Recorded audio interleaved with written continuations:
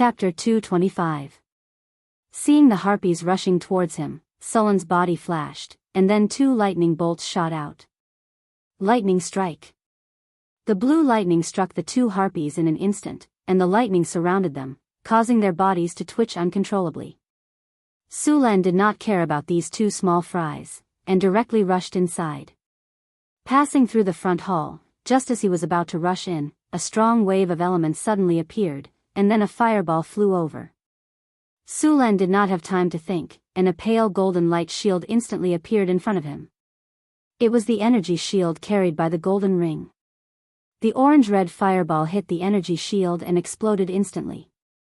The energy shield only flickered a few times before returning to normal. Taking advantage of the explosion of the fireball, Sulan did not retreat, but rushed directly into the cave. Then, at a glance, he saw the wine-red long hair and an unusually beautiful face, and a pair of wide wings behind the graceful and charming body. She had a tall and slender figure, sharp ears, and a gorgeous appearance. If one ignored the wings on her back, she would look like a fairy from the legends. A high-level harpy. They used to be the servant of the goddess of wind, a divine creature. They were born in the middle and later period of the ancient gods, and believed in the god of wind. They were a divine creature created by the god of wind's descendants, but since the disappearance of the ancient gods and the fall of the demigod-level harpies, there were very few of them. The divine power in their bodies was very little, and had even completely disappeared. Otherwise, this high-level harpy would at least have the strength of a legendary. With the help of the explosion of the fireball, Sulan also saw her appearance clearly. It was a beautiful face with a strange charm. Her facial features were exquisite, and her eyebrows were picturesque. Her eyes were also light red, and her ears were long and narrow. Her wine-red hair fell to her waist, and her skin was as white as jade with a faint layer of luster.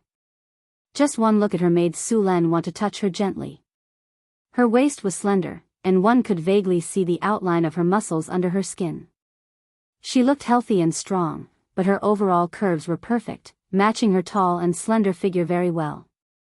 From her graceful swan-like neck, to her perfectly round and beautiful breasts, all the way to her slender waist, and then to her perky and firm buttocks, and slender and straight legs, the entire curve was perfect.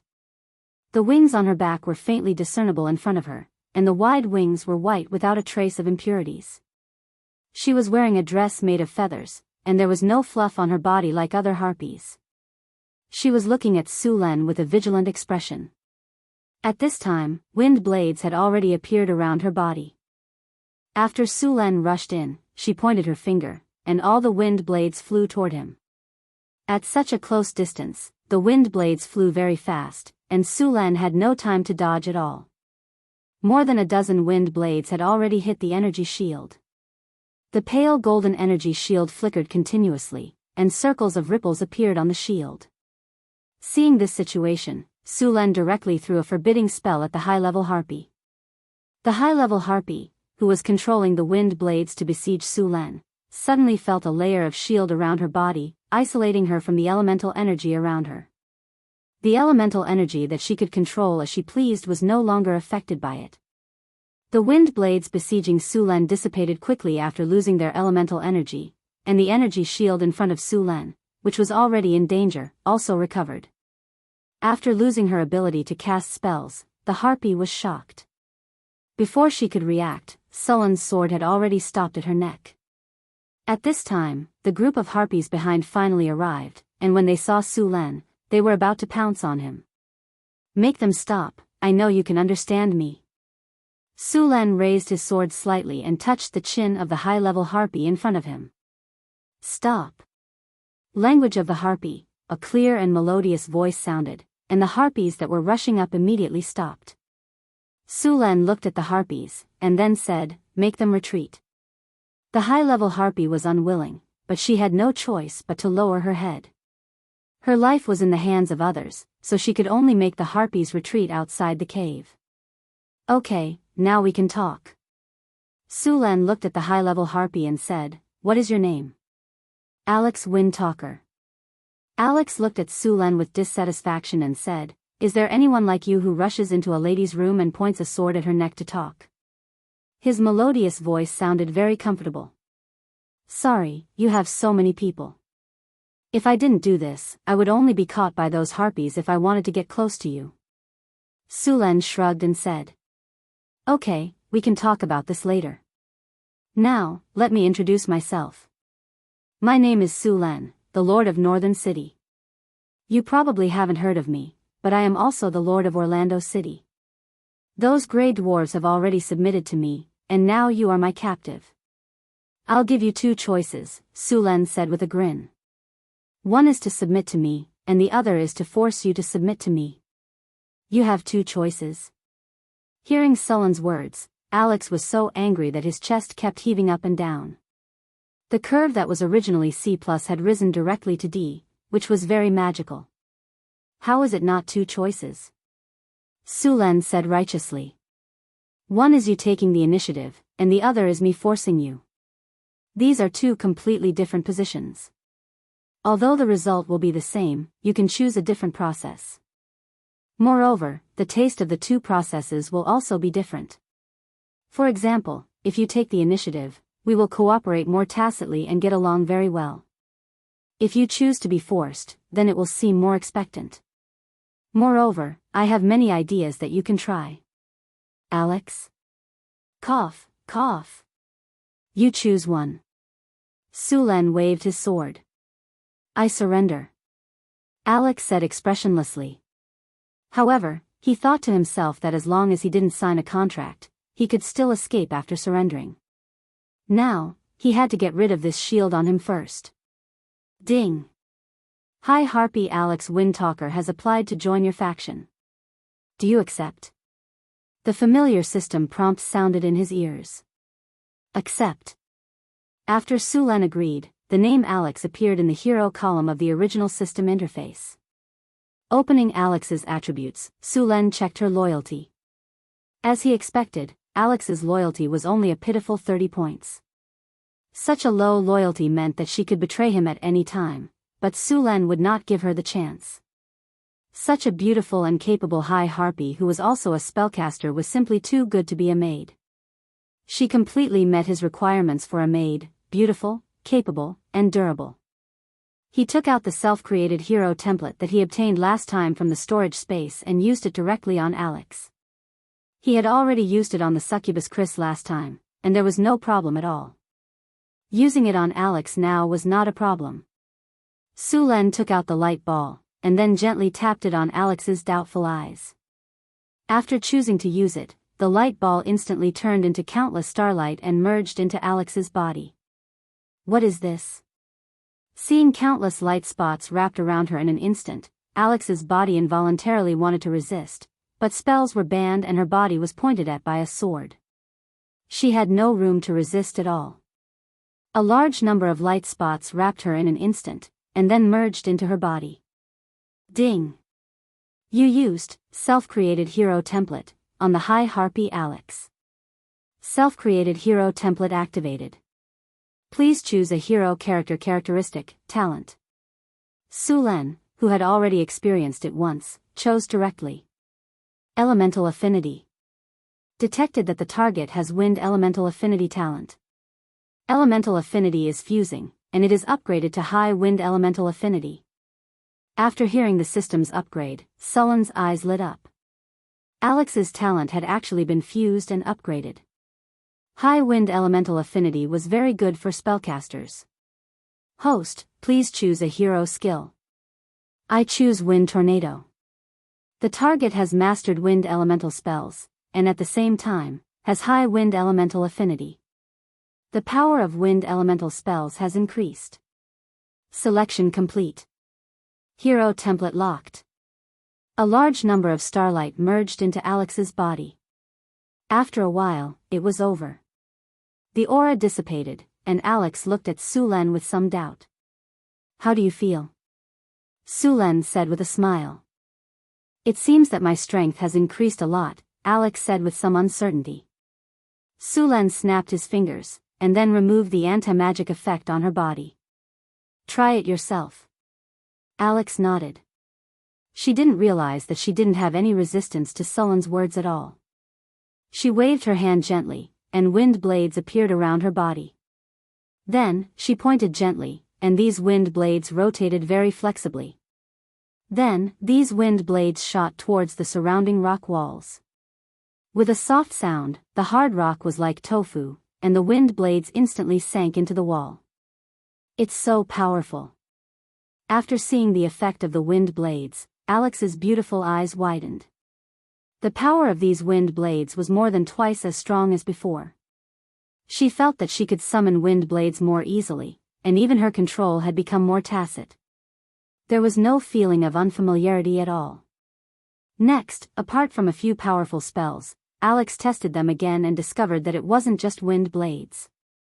All the other spells that involved the wind element had increased in power. As for the other spells, there wasn't much of a change, only a bit easier to control. Okay, you're done with the test. Now, let's talk about the next thing. Sulan looked at Alex and said. Yes, Master. Alex nodded. I will leave the underground world soon. You will come with me. These harpies also need to come with me, but I hope you can restrain them. Chapter 226. Master, don't worry. I will restrain those harpies. Alex nodded. Sulan and Alex came out of the cave. The outside was already surrounded by harpies. It seemed that the whole sky was filled with harpies. After seeing Sulan appear, all the harpies stared at him with red eyes, which made his hair stand on end.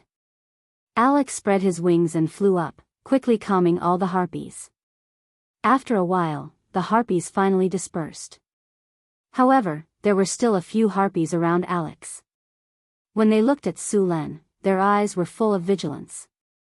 These harpies were quite different from ordinary harpies. They also had gorgeous fiery red hair, and their appearance was more similar to humans. Their arms had been separated from their wings, and their lower bodies were smooth legs. Only their calves had the sharp claws of birds.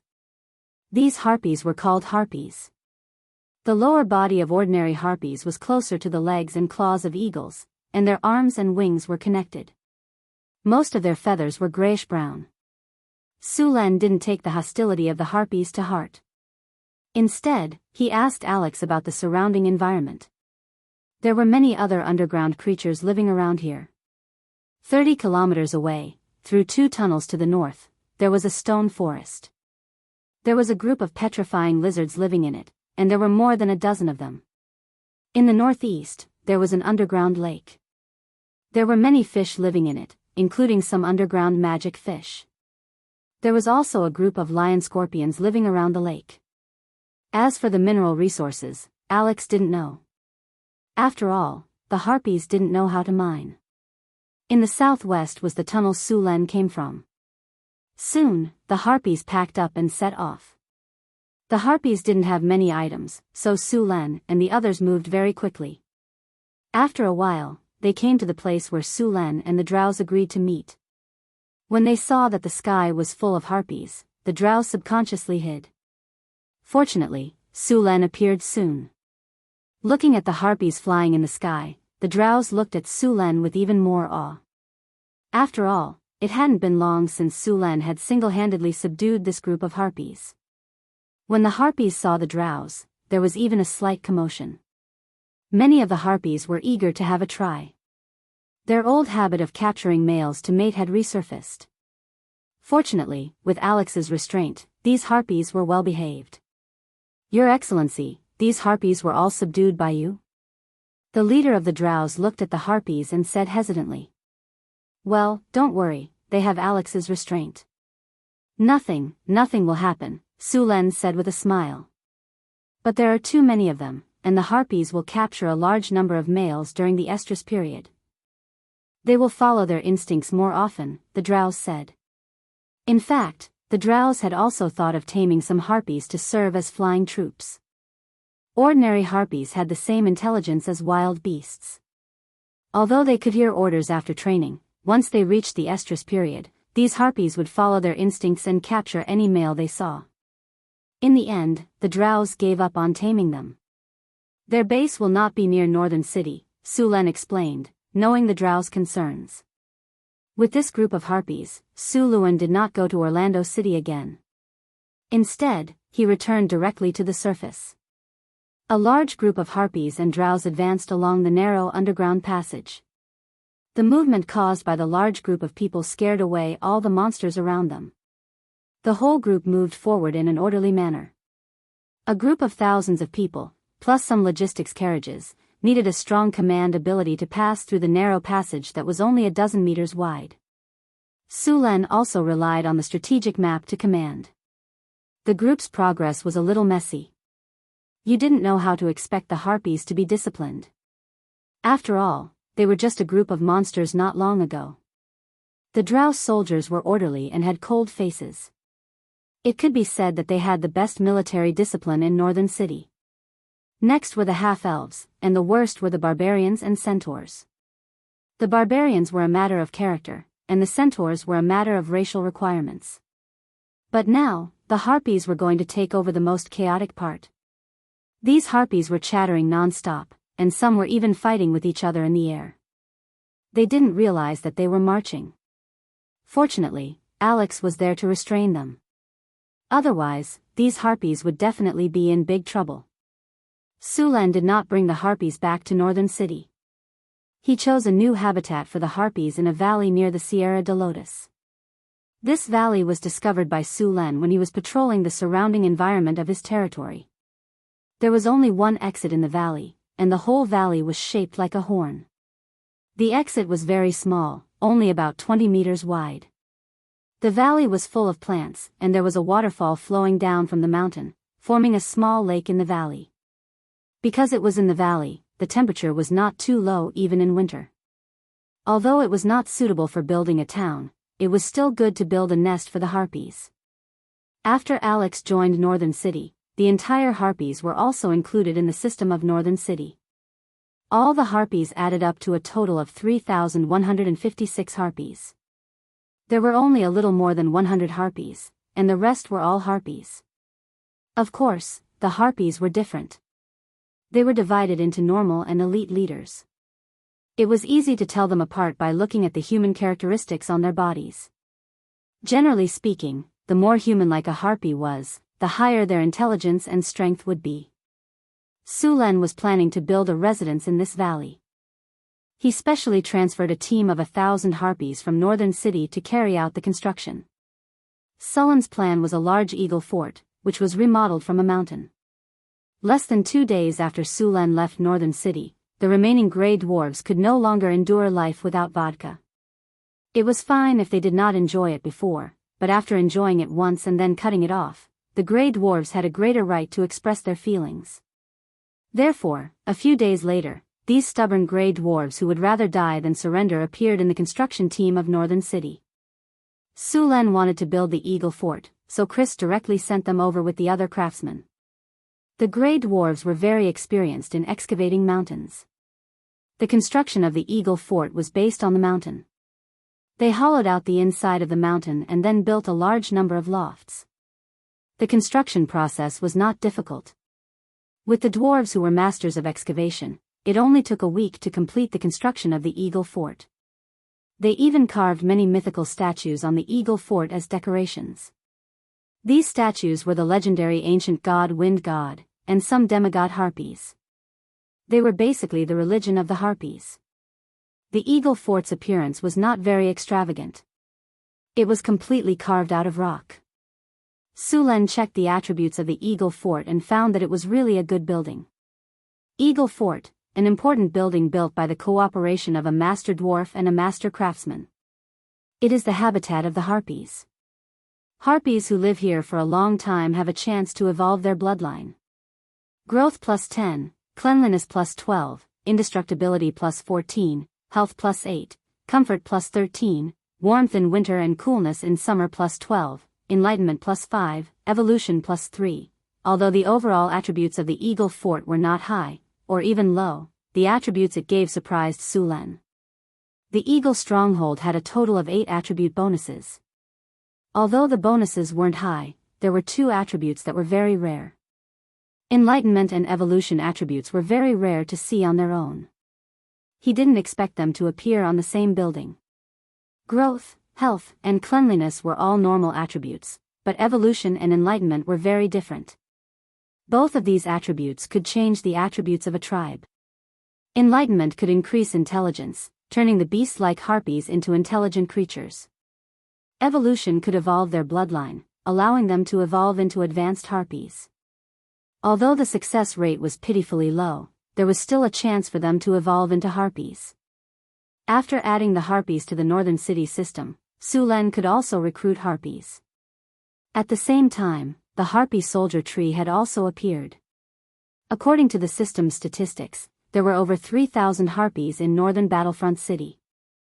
Most of them were low-level harpies, and a small number of them were elite harpies. After becoming elite harpies, they would evolve to become harpy leaders. Then came the harpies. These harpies were the guards of the advanced harpies, and the elite harpies. Elite harpies were very similar to advanced harpies. Every time they evolved, their intelligence, body, and attributes would all increase. When the harpies evolved into elite harpies, they would be a completely different species compared to the harpies at the beginning.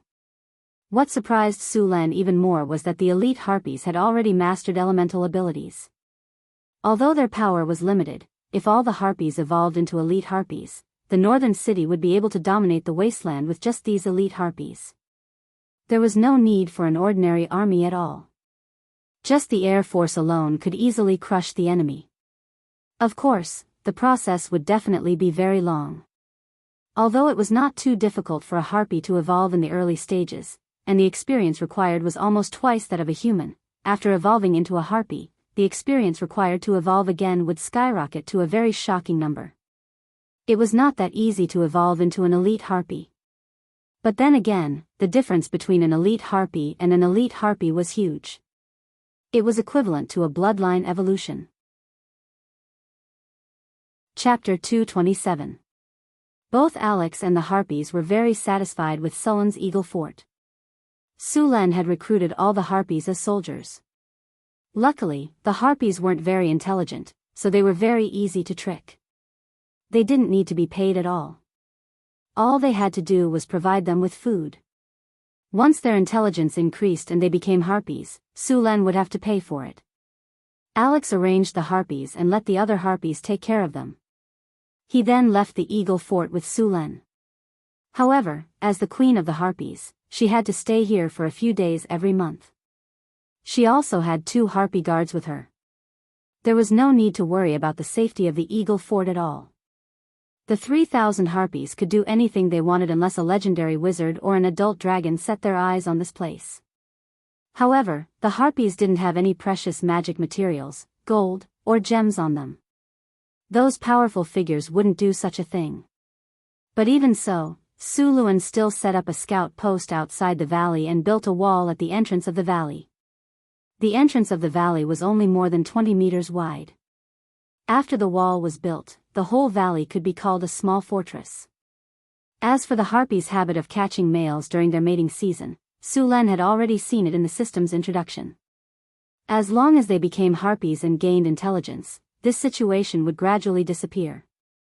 After gaining intelligence, they would no longer act like beasts. When they returned to the Northern City, Sulen hosted a welcome party for Alex in the Lord's castle. All the heroes under Sullen's command in the Northern City attended the party. The development of Northern Battlefront City was on the right track, and the necessary rules were slowly being established. There was no doubt that Sulen had the highest status in the Northern City. After him were Chris and Hathaway. One of them was in charge of the city, while the other was in charge of the magic items in the Northern City. Then there were the leaders of the various races, such as Boulder, Johnson, Karina, Aiton, Grace, Sheriff Harrison, and the Little Mare Mission. Now there was Alex, and she had the largest army of all of them. This made her status skyrocket. Of course, Sulen treated them very well. Because of Sullen's power, there weren't any power struggles among his subordinates. The banquet was very sumptuous. More than a dozen maids were waiting on the side. The banquet hall used optical reflection technology. A few candles were lit around the hall, and the reflections from the mirrors lit up the hall like it was daytime. Frodo had prepared roast goose, roast pig, steak, steamed bear paw, braised fish, steamed lamb, deer breast, sauced lamb, crystal pork shoulder, fruit salad, ice cream, and so on. As the food consultant of the northern city, Frodo was living a very comfortable life. He only had to guide the chefs in cooking every day. After that, he would wander around and gather information. The variety of dishes made the people who hadn't seen much of the world feel like country bumpkins. After all the food was served, Sulen raised a glass of rum and said, "Is everyone here? Then let's welcome Alex into the big family of the northern city. From now on, we are all family. Cheers." Sulen said with a smile. Cheers. Everyone raised their glasses in unison. Then let's start the banquet. Clang, clang, clang. Sulen knocked on the silver bell beside him. A group of maids stepped forward and opened the lids on all the plates. A rich aroma of food instantly spread out. The most eye-catching thing was the roast lamb in the middle of the table. Sulen told Frodo about this dish last time when he was bragging about it. It was to clean a turtle dove and remove its internal organs. Then, the turtle dove would be smeared with pepper and salt from inside out. Next, the turtle dove would be put into the stomach of a goose. After that, the turtle dove would be washed clean and sewn together. Next, the goose was stuffed into the stomach of a sheep. The sheep was skinned and its internal organs were removed. The goose, a carp, and the prepared spices were put in together. After that, the whole sheep was roasted over a slow fire according to the method of roasting a whole sheep. When it was time to eat, only the turtle dove would be eaten and the rest would be thrown away. Of course, it would be a waste. Sulen was not that extravagant. Even so, the people of this world were shocked. Even the nobles of this world did not develop their food to such an extent. Looking at the dumbfounded expressions of the people around him, Frodo's body swayed, and he had an arrogant expression. "I made this dish according to the Count's instructions. I want this. Give me a piece. It's delicious." Just as Frodo was about to explain the origin of the dish, the others could not wait to dig in. You. Frodo was so angry that he could not speak. Boulder cut off a leg of the lamb and took a bite. Johnson did not hesitate and took the other leg. The rest of the roasted lamb was divided among the others. Sulen did not touch the lamb. Instead, he leisurely took the roast goose from the roasted lamb. Then, he separated the roast goose and stuffed it with a type of wild water bird. It tasted delicious. He skillfully cut the birds and geese into pieces and distributed them to the others. Compared to Boulder and Johnson, the others were much more elegant.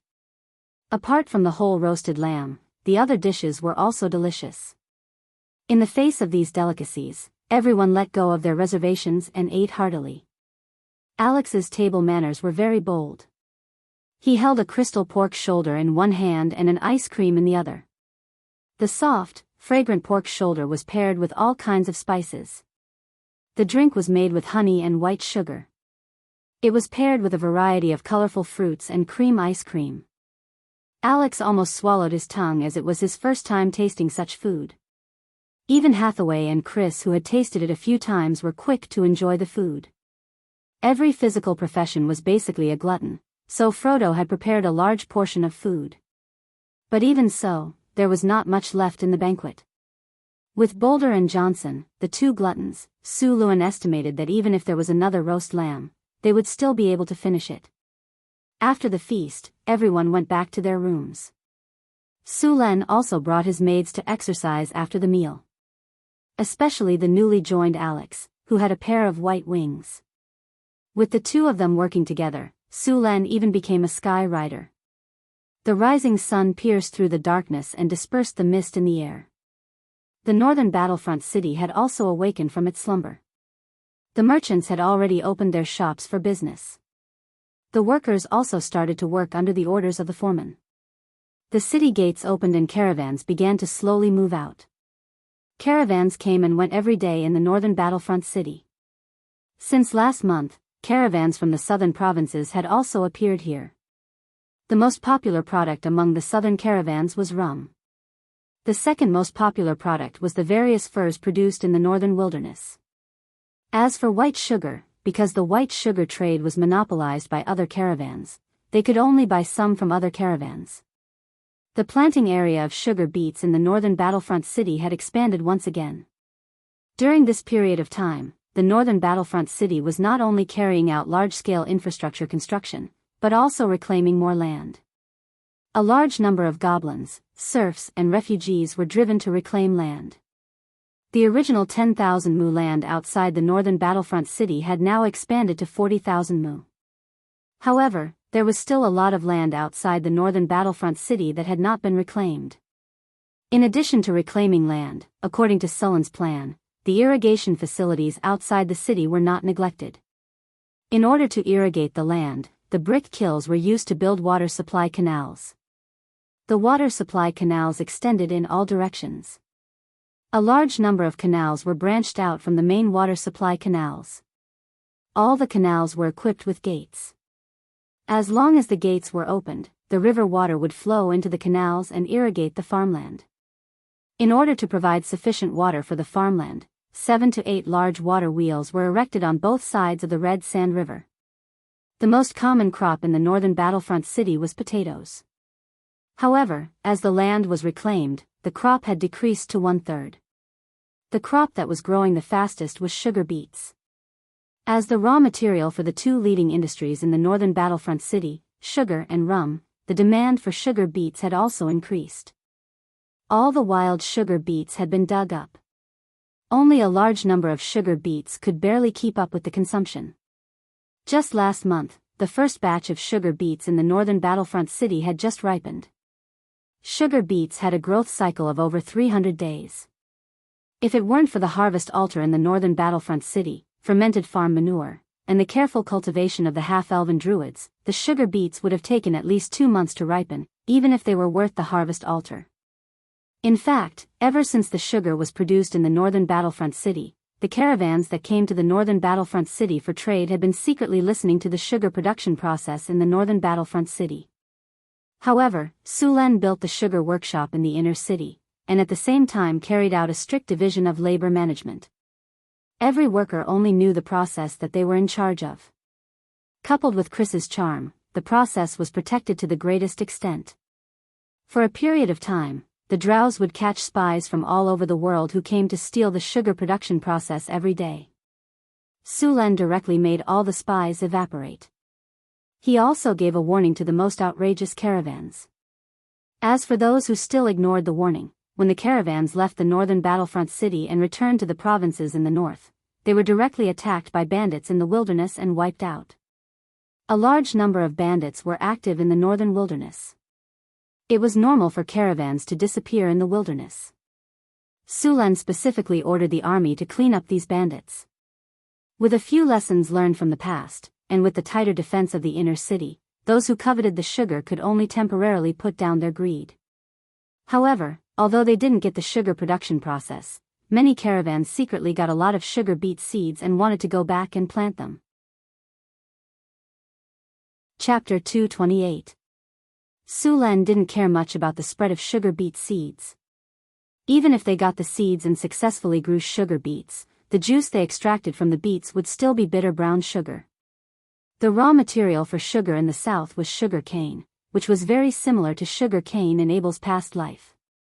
Those people thought that the reason why Northern Town could mass-produce sugar was because the raw material was different, so they paid a lot of attention to sugar beets. They even sent many people to secretly learn how to grow them. What they didn't know was that the planting technology in Northern Town was based on the influence of the harvest altar. If they followed Northern Town's method to grow sugar beets, the results wouldn't be as good. Sugar beets also took a lot longer to mature than sugar cane, so there was no advantage to growing sugar beets in the south. When the people who grew sugar beets realized that they couldn't produce sugar, and sugar beets matured half a year later than sugar cane, they naturally stopped growing sugar beets. Sulen and Frodo exchanged some spices and seeds. They then divided 10 acres of land for planting. It wasn't that Sulen didn't want to plant spices, but Frodo only had so many seeds. Some of them were not suitable for the climate in the north. Sulen planted pepper, fennel, chili, cumin, and a few other commonly used spices. Star anise, cinnamon, and pepper could only be bought from the south. It was said that the Red Dragon Queen controlled more than 80% of the spice trade. There were a few islands in the south that were filled with spices, and they were called Spice Islands. The spice trade made a lot of money every year, and it made the surrounding countries jealous. They all wanted a piece of the pie, but they were afraid of the Red Dragon Queen's power and her army. A red dragon with the power of an ancient dragon and all kinds of spells could beat a team of legendary wizards by herself. Even the paladins, who claimed to be enemies with evil, would automatically ignore the Red Dragon Queen's existence. In the prime material plane, an ancient dragon that was good at spells was basically the limit of power. Even the avatar of a holy spirit might not be able to defeat her. Sulen was also envious of the Red Dragon Queen. She occupied an important hub of the sea trade and controlled the spice trade. She was also shockingly powerful. She was a winner in life, a winner in dragon life. The spices planted last year were growing very well. Among them, the chili peppers had already turned red and could be harvested in at most half a month. As for the remaining cumin, it was also growing well. The Sichuan pepper was still a small sapling and would have to wait until at least next year for it to bear fruit. The other spices were growing well as well. In a year or two, Northern Town would be able to produce some spices as well. Although it would not be as good as the Red Dragon Queen's Spice Island, its climate and location were too good. When Sulen was expanding his territory, he had thought of going south.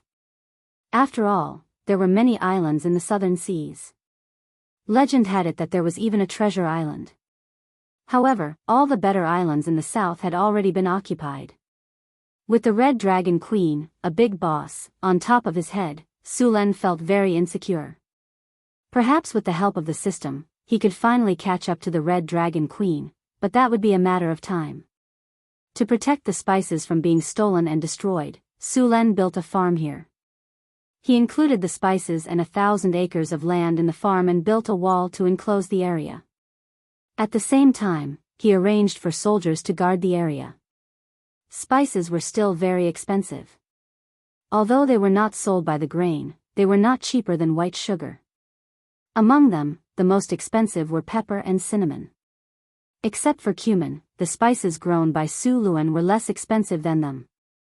Sulen planned to continue expanding the spices planting area. He wanted to plant at least 1,000 acres of spices in the entire farm. There was also a lot of wheat planted in the farmland of the northern town, which was mainly supplied to Sulen. The rest of the wheat would be sold. After all, many of the caravans here were rich people. Naturally, they would not eat potatoes. Flour was the best choice.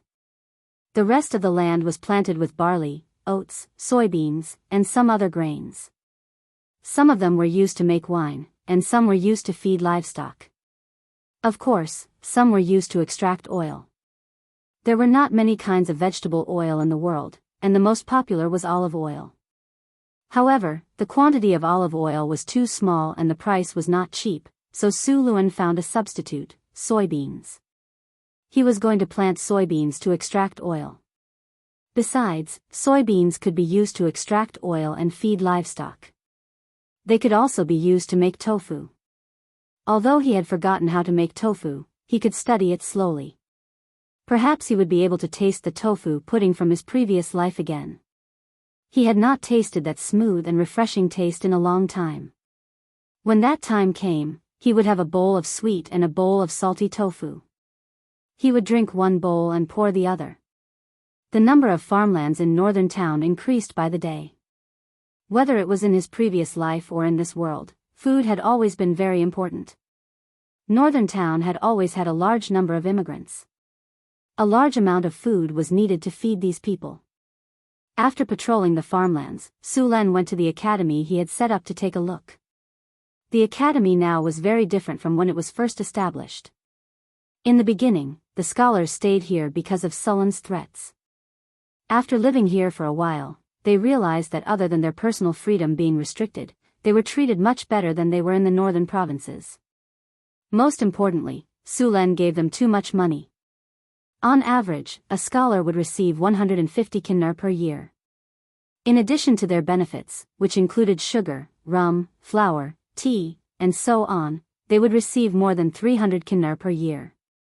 Such good treatment made the scholars, who originally thought that this was a bitter and cold place and were ready to make a fortune, completely overturn their understanding of this place.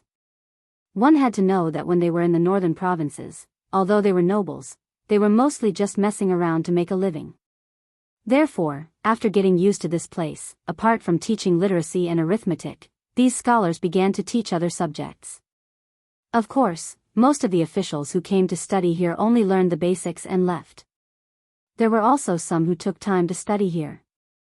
After taking a look at the academy, although it was good enough to teach basic knowledge, there was still a shortage of teachers.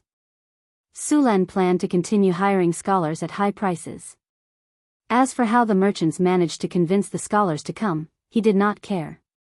As long as they came, they would not be allowed to leave until they were taught for a few years. Of course, Sulen would pay them a high salary. In addition to the lack of manpower, the academy also had a shortage of books. They could only rely on the books that the scholars brought with them.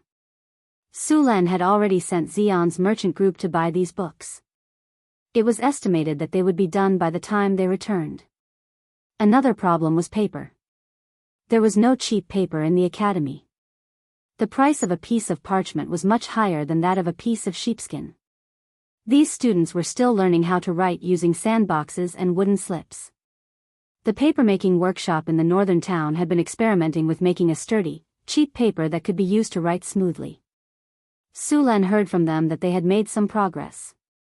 The paper they used before was too soft and absorbent, so it could not be used to write at all.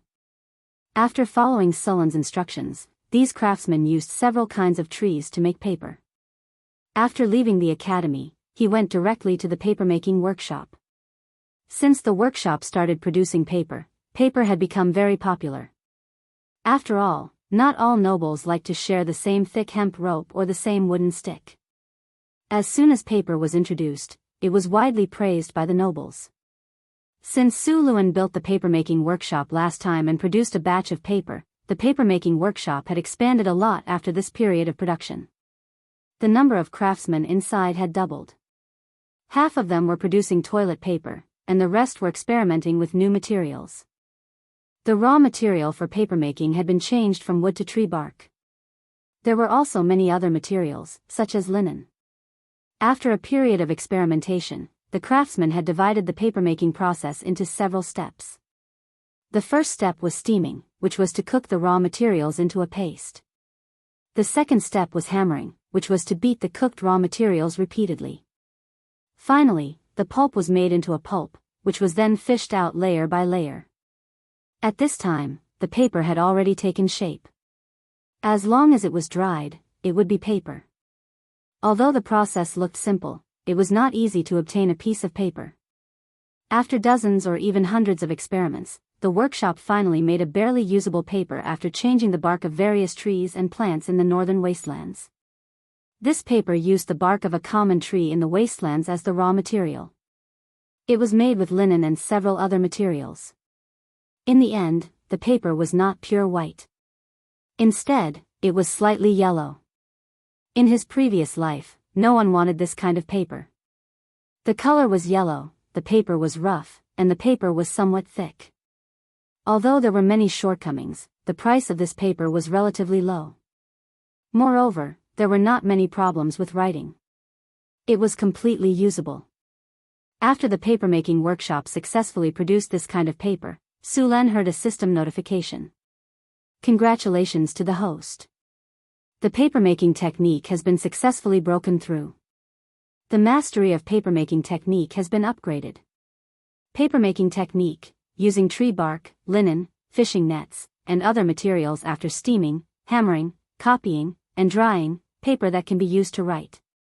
Territory civilization progress +10, territory culture +10, learning ability +5. Chapter 229. After the breakthrough in papermaking technology, Sulen immediately began to arrange for people to copy books. If the school in northern town wanted to expand, they would need a large number of books. As for printing, the quality of the paper was passable, but printing was not enough.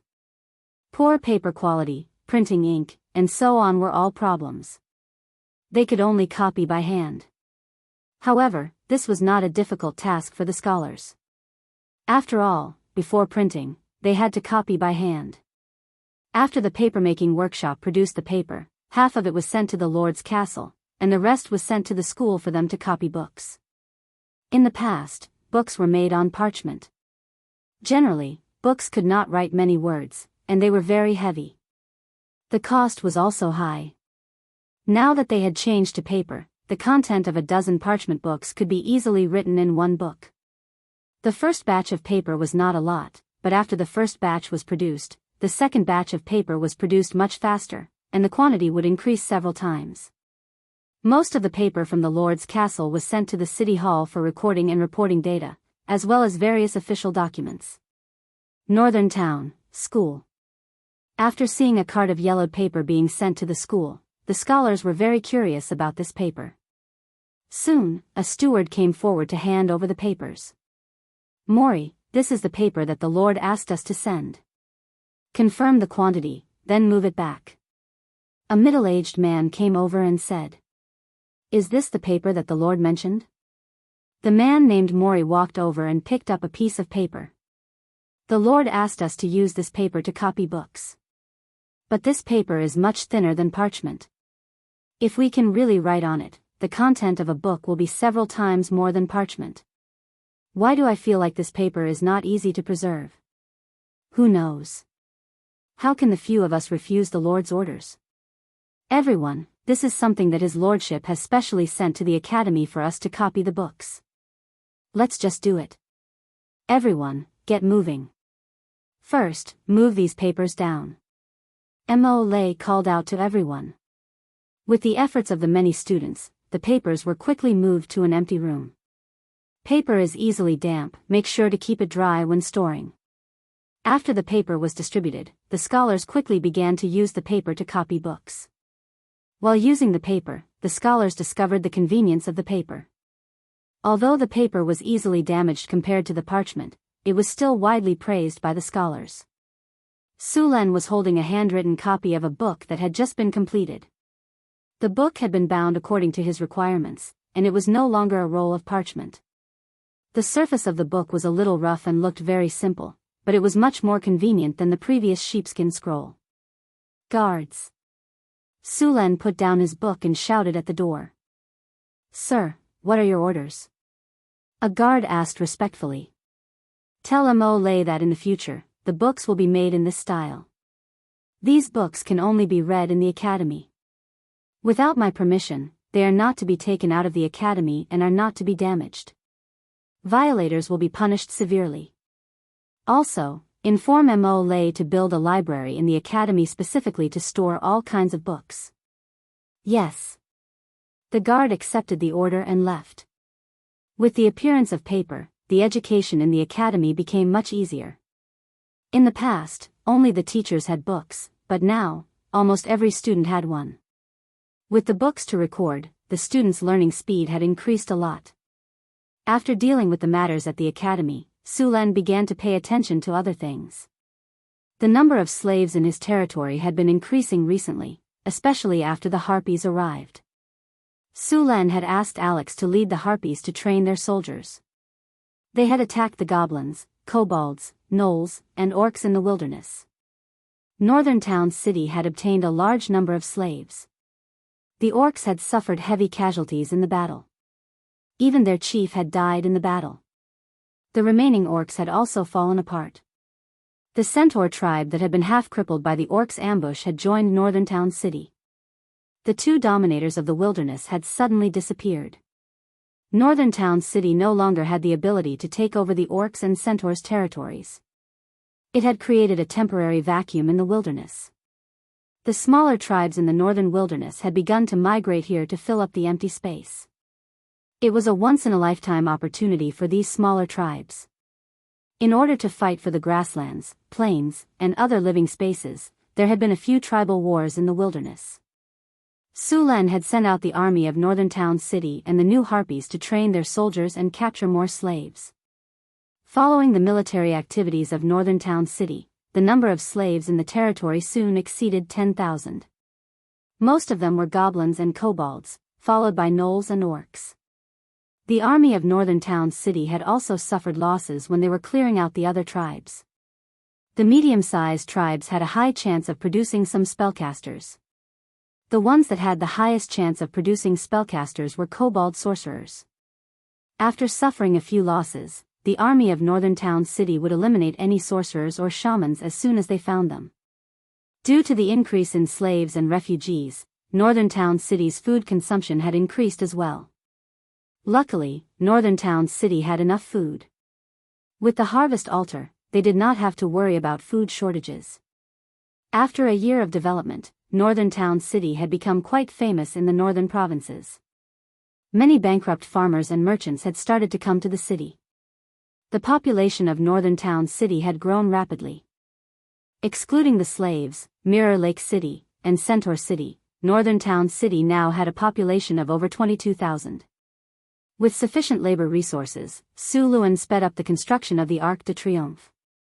Because of the construction of the Mirror Lake City and the Centaur City, about half of the slaves had been transferred to the Northern Town City. Now, after a large number of arrests, the number of slaves had skyrocketed, and the construction of the entire Northern Town City had accelerated. The Arc de Triomphe was the second most spectacular building in Northern Town City. It was built to celebrate Sulan's greatness, so it was of utmost importance. White marble was mined from the Sierra de Lotus. They were transported to Northern Town City by camel beasts and polished by stonemasons before they could be used. The pieces of marble were polished until they were smooth and flat. They were then dragged over by slaves. Each piece of marble weighed over a ton. Some of the bigger ones even weighed over 3 tons. The middle gate of the Arc de Triomphe was 10 meters wide. The smaller gates on both sides were 6 meters wide. The Arc de Triomphe was built on Sunrise Street, the main street of Northern Town City. After passing through the Arc de Triomphe, one would reach the central square. The gate was 19 meters tall. After the Arc de Triomphe was completed, it would be the tallest building in Northern Town City, second only to the Harvest Altar. The inner walls of the gate were carved with lifelike reliefs. These reliefs depicted Sulan's victories against his enemies. From the gnolls to the Cryopterus, the trolls, the orcs, and so on, the many battles. After some artistic embellishment by the master sculptors, even Sulan felt like he was watching an epic. With enough manpower, the construction of the Arc de Triomphe was very fast. Karina and Grace had to cast all kinds of spells to help with the construction. The arched gate of the Arc de Triomphe was very heavy. It was very difficult to move it with the current manpower, but it was just a little troublesome for the wizards. With the help of 2 grade 4 extraordinary warlocks, the marble that weighed at least a few dozen tons was successfully moved up. After the top was covered, the construction of the Arc de Triomphe was more than half done. The rest would require the sculptors to carve the marble. After the marble was placed, Karina and Grace still needed to cast mud to stone to fuse the original pieces of marble into a hole. After the Arc de Triomphe was completed, it would be a hole. After a lot of construction in North Town, a group of skilled sculptors had been cultivated. Sulan specifically asked Hathaway to make some special tools for sculpting stone. These tools could make it easier to carve marble. With the help of these tools, the exterior decoration of the Arc de Triomphe was carved very quickly. After all the carvings were completed, the Arc de Triomphe was also blessed with hardening. Hardening was first used during the Arcane Empire to build the floating space city. The effect of this spell was permanent. When it was cast, even a piece of wood would become as hard as steel. It was said that during the Arcane Empire era, the floating space city's defense could withstand the most powerful prophecy spell, Meteorite Fall, without any damage. After the Arcane Empire disappeared, the wizards had been trying to build a floating space city, but they failed for various reasons. The biggest problem was energy. A powerful energy source was needed to raise a city. Legend had it that every floating space city was powered by a mice energy core, but no wizard had ever found such a thing. Even the manufacturing process of the mice energy core was unknown. After failing to build a floating space city, the wizards took a step back and built a wizard tower. Of course, there were also wizards who built floating space towers. These wizard towers were built with obsidian and were then blessed with hardening. The degree of hardness was very high. In order to prevent the Arc de Triomphe from being damaged, Sulen also blessed it with hardening. It was not a small job. Even Hathaway was brought in to work with him. It took a few days for the Arc de Triomphe to be blessed with hardening. However, the Arc de Triomphe still had one last process to be completed. Sulen went down the stairs in the Arc de Triomphe and entered the interior of the Arc de Triomphe. There was a room inside the Arc de Triomphe, which was used to store the Battle Soul Stone. Sulen took the Battle Soul Stone from the storage space. The purple Battle Soul Stone looked very beautiful. Sulen came to the altar in the center of the room. He took a deep breath and placed the Battle Soul Stone on the base of the altar. Chapter 230. The purple Battle Soul Stone was gently placed on the altar. Pa! With a soft sound, the Battle Soul Stone was perfectly embedded. Su Luan took a few steps back, and a magnificent and majestic energy suddenly erupted. There was a faintly discernible sound of fighting. Soon, the sound of fighting gradually disappeared and was replaced by an impassioned battle song. Su Luan seemed to see a majestic army shouting and marching to the battlefield on the beat of drums. A magnificent door appeared above the altar. Two hero spirits stood quietly at the door. The soldiers who died with Sulen appeared one by one and disappeared into the door. After a while, all the light disappeared and everything returned to normal. The familiar system notification sounded in his ears. Congratulations, you have successfully built a wonder building, the Arc de Triomphe. Arc de Triomphe, this is a building used to praise the victors. Owning this building will make the territory more active. The army values honor and the territory is full of martial spirit. Indestructible +50, War God will +30, People's martial spirit +30, military enthusiasm +30, battle to the death +30, territory prosperity +15, territory culture +10, army morale +30, enemy deterrence +30, additional skill, Song of Triumph, Song of Triumph. Every time the melody of the Song of Triumph is played, the army's morale will be increased by 50%. The effect lasts for 24 hours. The army's combat power will be increased by 30%. There is a chance to activate the Battle to the Death effect. Battle to the Death. After activating the Battle to the Death effect, the army of the northern battlefront city will be motivated to fight to the last soldier. After activating the Battle to the Death effect, the soldiers' attack will be increased by 30% and their defense will be lowered. After the Arc de Triomphe was completed, a strange energy spread from the building and shrouded the entire city. After the Arc de Triomphe was completed, Sulen prepared a grand celebration. After the celebration, the army in the northern battlefront city became more enthusiastic. However, Sulen did not continue to expand the army. The ratio of the army in the northern battlefront city was already very high. He did not plan to increase the number of soldiers. After finishing the construction of the Arc de Triomphe, Sulen became idle again. He resumed the dodging training that he had stopped for a while. Apart from the daily training, Sulen had been competing with the soybeans during this period of time. The soybeans were harvested, and they had too many uses. Previously, Frodo used animal oil to cook. Although animal oil was good, there was a limited amount of it and some dishes were not suitable to use animal oil. Now that they had soybeans, Sulen specially made an oil press. The style of the oil press was somewhat primitive. It used an ancient screw-type oil press. Like a screw, it slowly squeezed the soybeans into a cake and squeezed out the oil inside. This type of oil press had long been phased out in his previous life. The reason was simple: low oil output, low efficiency, and time-consuming. However, in this world, this type of screw-type oil press was an advanced product. Sulen had seen it a few times when he was young and followed his grandparents to extract oil in the countryside. Although his memory of the past was blurry, he remembered the working principle. With Sullen's mechanical skills, it was not too difficult to make an oil press. After finding a few craftsmen to assist him, Sulen successfully made an oil press in a few days. Oil press, an ordinary oil press. Of course, other than extracting oil, you can also use it to extract juice. You can also call it the juicer. Oil output +8, effort saving +10, durability +10, work efficiency +12. After the juicer, the oil press was made, Su Luen asked someone to bring some soybeans.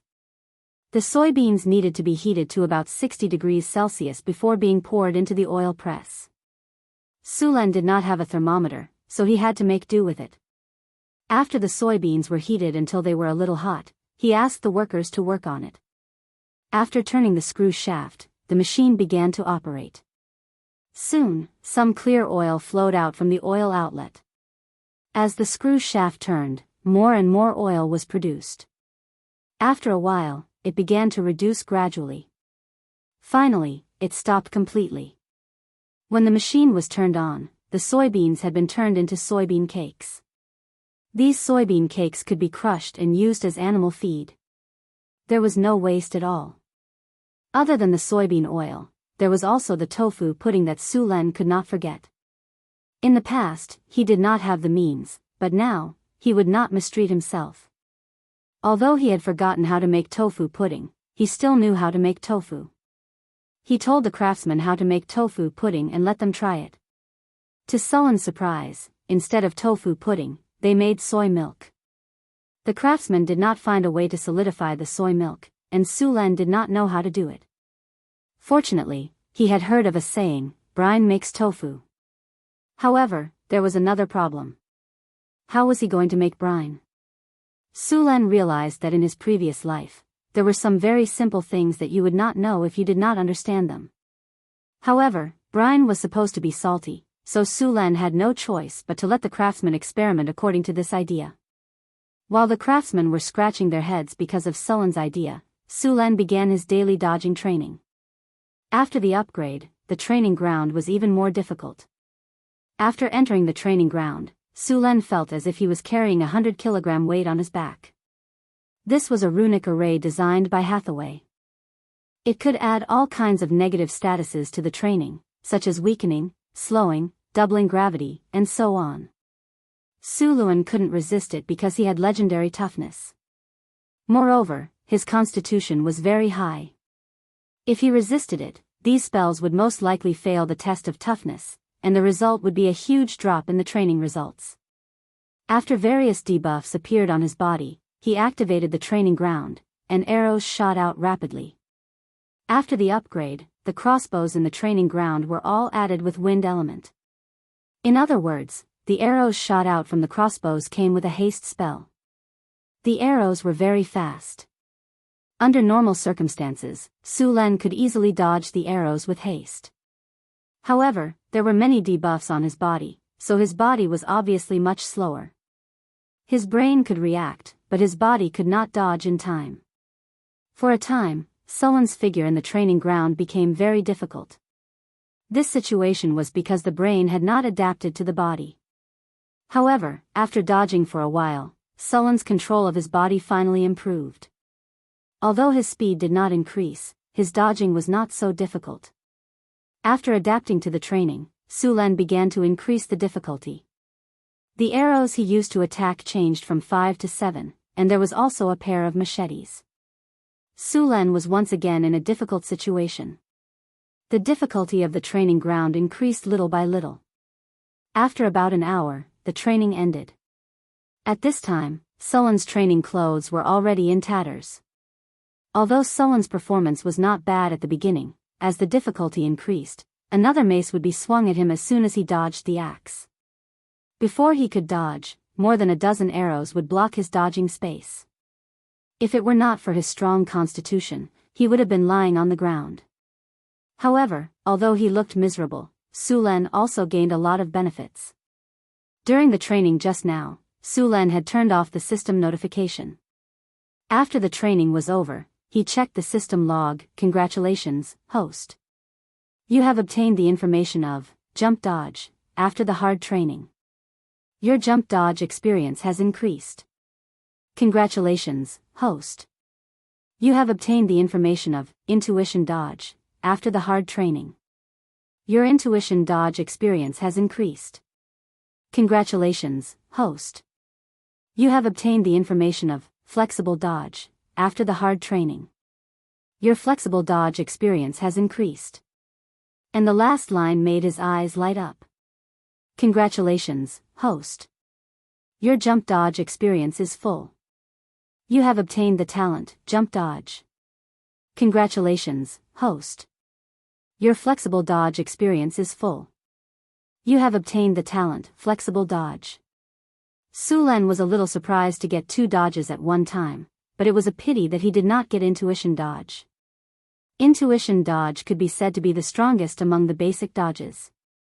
After mastering intuition dodge, it was just like the literal meaning. He did not need to see it with his eyes and could only rely on his intuition to dodge. This talent was also the most difficult to get among the basic dodges.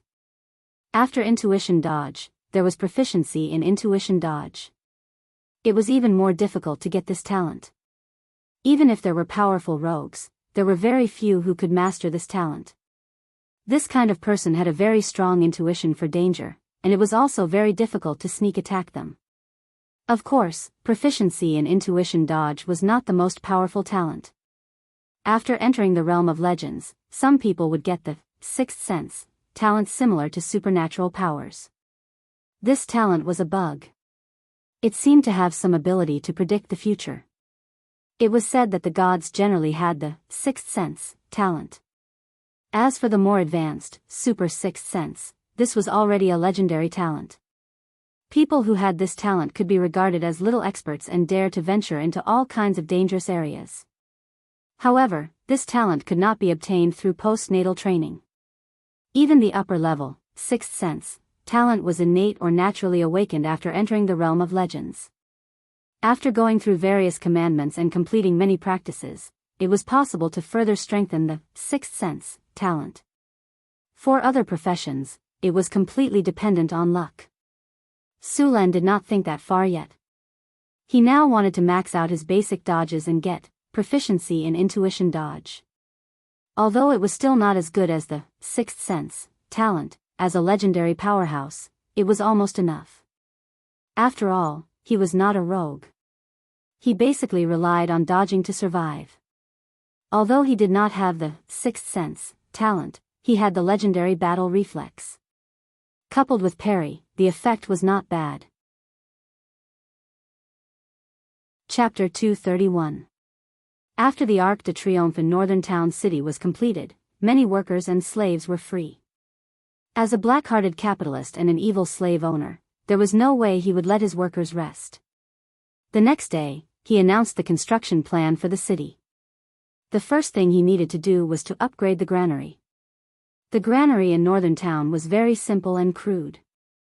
After all, they did not have a lot of food. However, due to the harvest altar, the food production had skyrocketed. Northern Town's granary was now full. In order to preserve the food, some of the granaries were taken out for storage. However, they could only be stored temporarily. After all, potatoes were not easy to preserve. Without a professional granary, the potatoes would sprout easily. Potatoes were different from other crops. The sprouted potatoes were poisonous. Once they sprouted, they would be inedible. The granaries in North Town City were built underground. The space above ground only took up a third or even less. This kind of underground granary had a low internal temperature, which made it easier to preserve the food. Since it was located in the underground, even if a fire broke out, only the top layer of the food would be burned down. The food buried in the underground would be fine. Su Len attached great importance to the granaries. He specifically found an official from the basic level to be in charge of the granaries. He also set up a strict management and inspection system. He did not want a fire dragon to burn the granaries, or soldiers from the dead to borrow food, like in ancient times. The granaries in Northern Town were built in the northwest, close to the Red Sand River. The aqueduct was close, too. Once a fire broke out, it would be solved in the shortest time possible. A granary could store around 10 tons of food. Sulen planned to build 20 to 30 granaries. The food they stored would be enough to feed Northern Town for 3 years. These granaries were the reserve granaries. They would not be used under normal circumstances to prevent wars and other disasters. Apart from the strategic reserve granary, Northern Town also had a normal granary. This granary was used to provide food for Northern Town. As for the strategic reserve granary, it would not be used unless it was purchased at a low price. Even if the food became moldy after a long time, it would be sent to the winery to be brewed. With 1,000 craftsmen and even more slaves, the granaries in the North Town city were built very quickly. A standard granary had a diameter of 8 meters and a depth of 6 meters. The granary was located in a relatively high area in the North Town city. The ground was dry and hard, and there was a layer of bricks inside the granary. The bricks were covered with chaff and hay to prevent moisture. In order to build this granary, Su Luan had read a lot of information and asked those experienced craftsmen. Then he started the construction. After all the granaries were excavated, they were dried with firewood. The next step of construction was not started until there was no more moisture. The interior of the granary was paved with a layer of bricks. The sand from the Red Sand River was washed, dried, and placed into the granary. Together with the chaff and hay, the granary took 7 days from start to finish. When the last door was put in, the granary was considered complete. Excellent granary, indestructible plus 23, durability plus 24, fire plus 28, moisture resistance plus 26, insect and rat repellent plus 25, mildew reduction plus 25. As it turned out, Sulen's granary was quite good. All the granaries in the future were built according to this model. After establishing the standard, Su Luan asked the craftsmen to build according to this standard. Then he went to Hathaway's laboratory. The books and materials he got from the necromancer last time had been given to Hathaway, along with some potions he got from the necromancer. Today, Hathaway informed him that those potions had been identified. He went to Hathaway's lab. Now, Hathaway's lab was several times bigger than before. The functions inside were more complete. When Sulen came in, a clay golem opened the door for him. Hathaway's lab was no longer the same as before. There were 6 clay golems alone. These golems were in charge of all kinds of basic work in the lab. Sometimes, they would also help Hathaway with some dangerous experiments. Hathaway, have these potions been identified? Sulen looked at the various bottles on the test bench next to him and asked. These bottles were no different from when Sulen sent them. Yes. Hathaway nodded gently. She didn't raise her head. She was holding a carving knife in her hand and was carving a dragon skin armor. A mysterious runic array quickly formed in her hand. Then, Hathaway snapped her fingers. All kinds of materials that had been mixed flew out of the box next to her. These materials quickly fused under the control of magic. Then, as if they had a life of their own, they fused into the dragon skin armor that had been completely engraved with runes. The aura dissipated, and the runes shone brightly. Then, the brilliance faded, and the dragon skin armor returned to its previous ordinary appearance. Strong Gale Dragon Skin Armor plus 3, Indestructible plus 10, Light and Flexible plus 8, Spell Resistance plus 10, Acid Resistance plus 10, Spells, Haste, Bull Strength. Once a day. Additional effect, Deterrence, originated from the innate ability of dragons. Although your own creatures don't have a powerful dragon deterrence like a real dragon, their majesty is still a great deterrence to lower creatures. When the dragon skin armor was made, part of the Euron's deterrence effect was retained. There was a chance to scare away unsteady enemies. There was a chance to cause a deterrence test to the enemy during battle. The enemy would have to undergo a will test. Seeing this dragonskin armor, Su Luan was also a little surprised. Hathaway's skills were getting more and more exquisite. This dragonskin armor could be said to be the best among all the dragonskin armors she made. After putting away the tools, Hathaway picked up the black tea next to her and took a sip. Then she said, "The potions you got from the necromancer are not simple. I was shocked when I identified them." "Really? Could it be that those potions can greatly increase one's strength after taking them? Sullen's eyes lit up. Hathaway rolled her eyes and looked at him as if he was an idiot. Do you think that necromancer would not use those potions himself and run around with them? Maybe his brain had a cramp. Sulen pursed his lips. Although he knew that the probability was very low, it didn't stop him from imagining it. Hathaway ignored him. Instead, she took out a piece of paper and said, "This is the identification result and how to use all the potions you brought back. Take a look yourself. I still have to study how to improve the rock golems." How to improve the rock golems? You should make one to practice first and then improve it. Sulen took the identification result and flipped through it. Manticore venom, venom collected from the venom sac in the manticore's body. Highly toxic. At the same time, it has the effects of paralysis, severe pain, and confusion. Corpse oil, fat extracted from corpses. Can be used to summon undead creatures to increase the success rate of summoning. Poisonous. Corpse poison potion made from a variety of poisons. It can be used to add poison attacks to the undead. It can also be smeared on weapons. Those infected by corpse poison will slowly die if they don't have a cure potion or a priest's divine spell to dispel the poison. Explosive potion, after use, it can cause an explosion with a diameter of 15 meters. The strength of the explosion is 30 degrees. The strength of the explosion of the fireball spell is 15 degrees. Corruption potion, after use, it will cause a corruption effect. If the constitution fails to resist, the body will rot in a short period of time. Petrification potion, a potion made from the heart of a petrifying lizard and other materials. After use, it will enter a petrified state.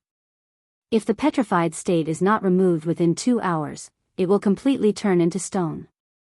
Plague potion, after use, it will release a green plague. The plague will pollute water sources, kill trees and animals, and finally create a plague. People or other humanoid creatures infected by the plague will be resurrected as low-level undead. With enough plague potion, it can even transform an area into a plague zone. Sullen's heart couldn't help but twitch when he saw the plague potion. Sure enough, these undead wizards were terrorists. They even brought this kind of destructive weapon with them.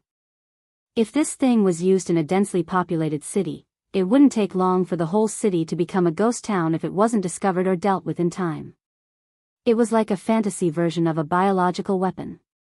After seeing the potion, Sulen also remembered who this undead wizard called Keaton was. This guy was the plague bane of the Aubrey's kingdom. The biggest thing he did was to use this plague potion to destroy a small city. This potion was Keaton's secret recipe. It was also because of this potion that Keaton became famous. There were more than 20,000 people in that small city. This was the most outrageous thing that an undead wizard had done in the past 200 years. Later on, this guy even wanted to create an undead calamity. However, he didn't think about it. With the suppression of the gods, those who dared to do so were basically dead. Later on, Keaton was defeated by the combined forces of the Aubrey's kingdom and the temple. This guy was lucky enough to escape. The Aubrey's kingdom put a bounty of 500,000 kinnar on his head. Who would have thought that he was hiding in the underworld? This price was already very high. After all, the Red Dragon Queen's head was secretly offering only 5 million, but no one was willing to do it. The risk and reward were completely disproportionate. The Red Dragon Queen controlled the Golden Sea route and the spice trade. Her annual income was more than that. Those people were offering too little. Sullen's heart ached when he thought about how Keaton's body had been destroyed by the plague potion. 500,000 gold coins flew away from his hands just like that. Even if he used Keaton's equipment to prove that he was the one who killed Keaton, the Aubrey kingdom would still believe him. However, he wouldn't be able to get a single gold coin because the Aubrey kingdom wouldn't pay him without Keaton's head. Chapter 232. Sulen didn't feel good about missing out on 500,000 kinnar. If he knew Keaton's head was so expensive, he would have left him with a whole body. Too bad it was too late. The potions in front of him weren't very useful. He was going to destroy the disgusting stuff like corpse oil. The other poisons were pretty good. As for the plague potion, Su Len hesitated for a bit and decided to keep it. It could be used on the enemy. As a matter of fact, if the plague potion was discovered in time, it wouldn't be easy to destroy a city. As long as there were priests and wizards who could purify, dispel, or detoxify the poison, it could be dealt with. It was a surprise attack. The explosive potion was pretty good too. It had a large area of effect and was very powerful. If it could be mass-produced, it would be invincible on the battlefield. It was much more powerful than grenades. If he could get the secret recipe and build a grenadier squad, he would be invincible on the battlefield. Or, he could ask the harpies to carry the potion and bombard the target with carpet bombing. The effect would be enough to flatten a city. Su Len picked up a bottle of explosive potion and asked, "Hathaway, can you derive the recipe for the explosive potion?" "The recipe for the explosive potion? That's a bit difficult. I'm not sure how long it will take." Hathaway replied as she flipped through the book, "But the cost of this explosive potion isn't cheap. You'll have to be prepared if you want to mass-produce it." "Don't worry, it's just money. Northern Battlefront City is full of money now," Su Len said generously. After annexing Orlando, the Grey Dwarf, Northern Battlefront City had more than 10 million Kinnar residents. On top of that, they were earning a few $100,000 every month. It wouldn't be a problem for them to buy a duchy. "Alright, I'll do it. But I suggest you recruit a few alchemists and wizards. I have too much work to do right now, and my time is limited," Hathaway said. Su Len looked at Hathaway's lab and nodded. "You do need to recruit more alchemists and wizards. It's just that Northern Battlefront City is too secluded right now. It's not well known among wizards. I'm afraid it's going to be hard to recruit wizards," Su Len said with a headache. Although the Northern Citadel was developing well, there weren't many people who came to join. Even those scholars were forced by Su Len. "Do you have any good suggestions? Most wizards are short on money. Hire them with money." Hathaway felt a little helpless. Many wizards were otakus.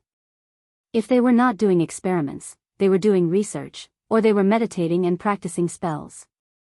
The only reason they were willing to serve the nobles was money. "Alright, that's all we can do." Su Len felt a little helpless. In fact, he had something that could attract a large number of wizards, and that was mithril. As long as he spread the word, a large number of wizards would come knocking on his door in less than a month.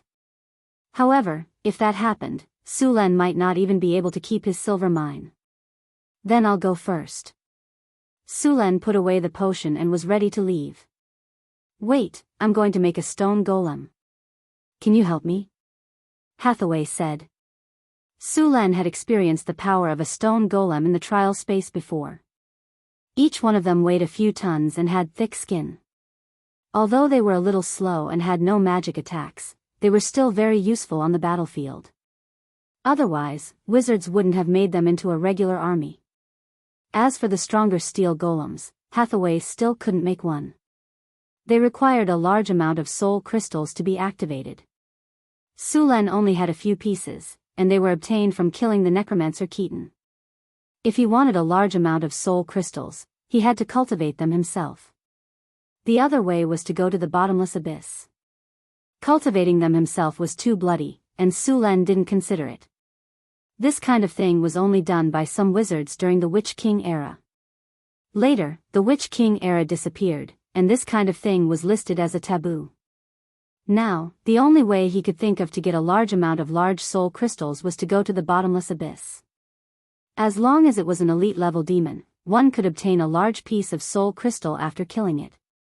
If one killed a high-grade demon, one could obtain a legendary-level soul crystal and even the divine power of the demon.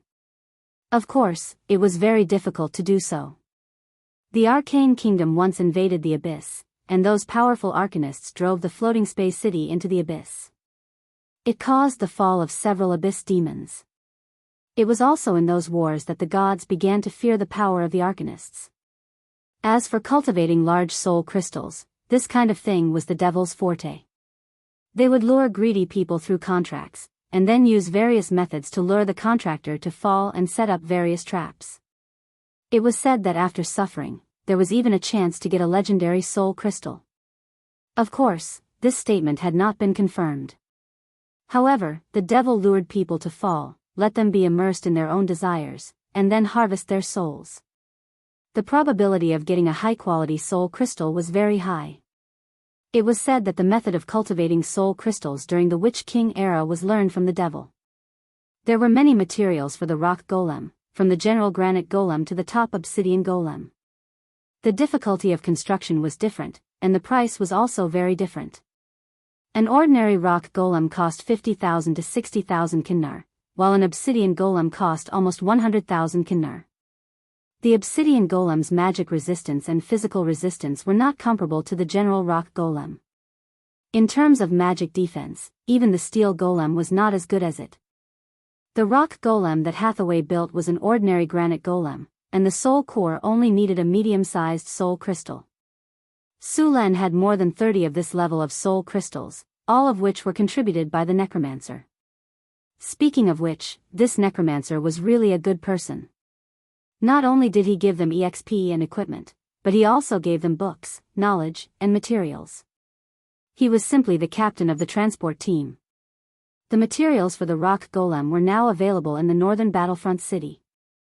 The high-quality granite was directly sent to the quarry, and then the carvers would carve it. The process of making a rock golem was not too complicated, and it was not too difficult for the two who already had experience in making clay golems. The creation of the rock golem could be divided into 3 parts.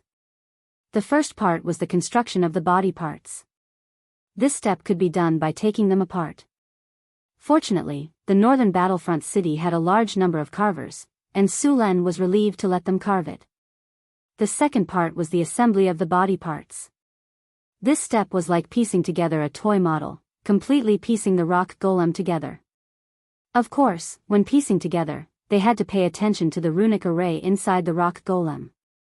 The third part was the casting and activation. This part required Hathaway to cast the spell. She had to activate the soul center of the rock golem, and at the same time, she had to activate the life construct. In fact, Su-Len had considered whether he could set up a production line for rock golems in the future. As long as the production line was started, he could mass-produce rock golems like an assembly line. He was not the first to have this idea. In the era of the floating city, in addition to a large number of wizards living in each floating city, there were also a large number of rock golem legions. These rock golem legions were produced using the assembly line method. This was also why the arcanists in the era of the Arcane Empire could rely on the rock golem legions to beat the demons who had always relied on the human wave tactic to the ground. After all, the birth rate of demons really could not keep up with the production rate of rock golems. A rock golem was about 3 meters tall and needed about 3,000 pounds of rock. After carving, the weight would be slightly reduced. Of course, there were also some large rock golems that weighed up to several tons. The main craft of making a rock golem was carving, and it required the use of magic essential oils and runic matrices. The carving craftsman would solve the problem of carving. As for the runic matrices, they needed Hathaway to carve them. After carving the runes, they also needed to use gemstone powder, magic alloy, and other materials to completely integrate them into the body of the rock golem. This step was also very important. Gemstone powder and magic alloy could be said to be the most expensive things in the rock golem, apart from the soul crystals. Su-Len optimized and modified some parts of the rock golem according to the principles of mechanical control. Finally, the rock golem was assembled. After the assembly was completed, it needed to be activated with the soul crystals and cast the spell to activate the life of the construct. Although all this was very simple, Su-Len and Hathaway were busy for 5 days to make a rock golem. The two of them went back and forth between the Lord's castle and the laboratory almost every day. It took 3 days just to carve the runes and improve and optimize the energy transmission system, and 2 days to carve and assemble. The carving of each part of the rock golem was done strictly according to the dimensions given by Su-Len. The head, torso, and limbs were all made separately. The advantage of this was that even if the carving was broken, it was easy to replace.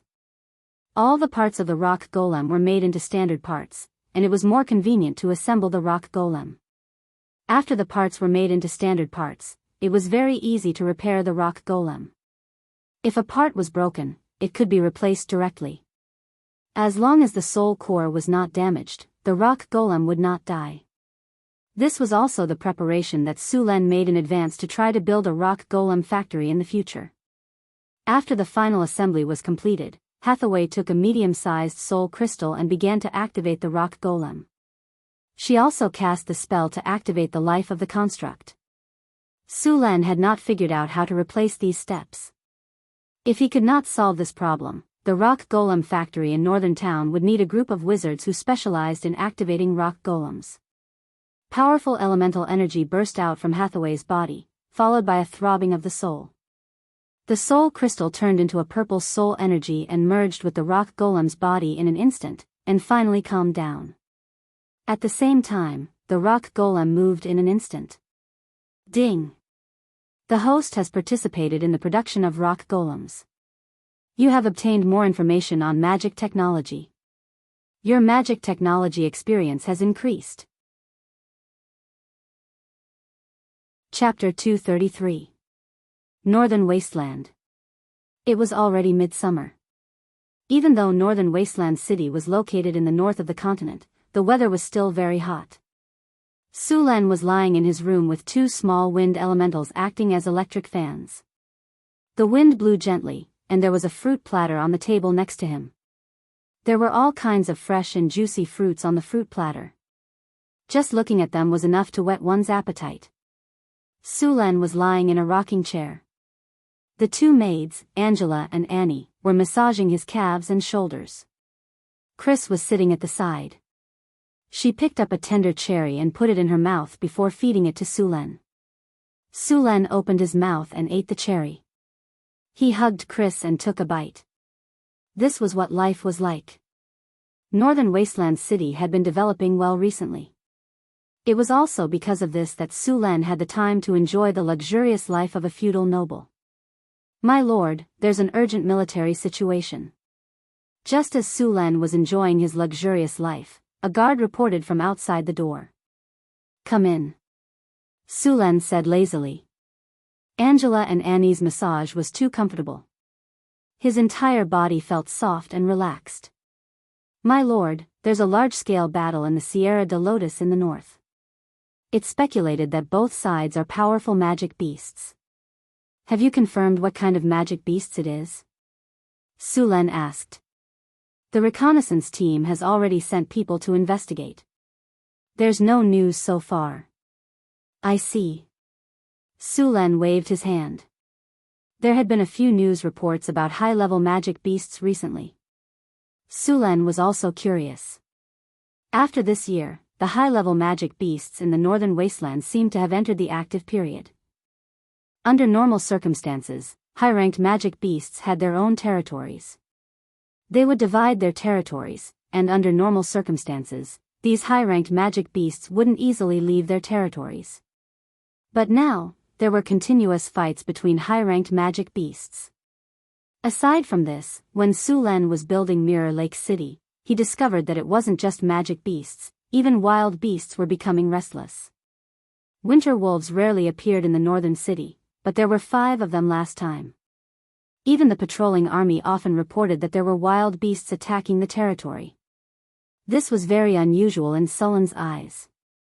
Under normal circumstances, wild beasts would not attack humans, especially human armies. Under normal circumstances, those wild beasts would avoid human armies. Things like this rarely happened unless there was a lack of food in the winter.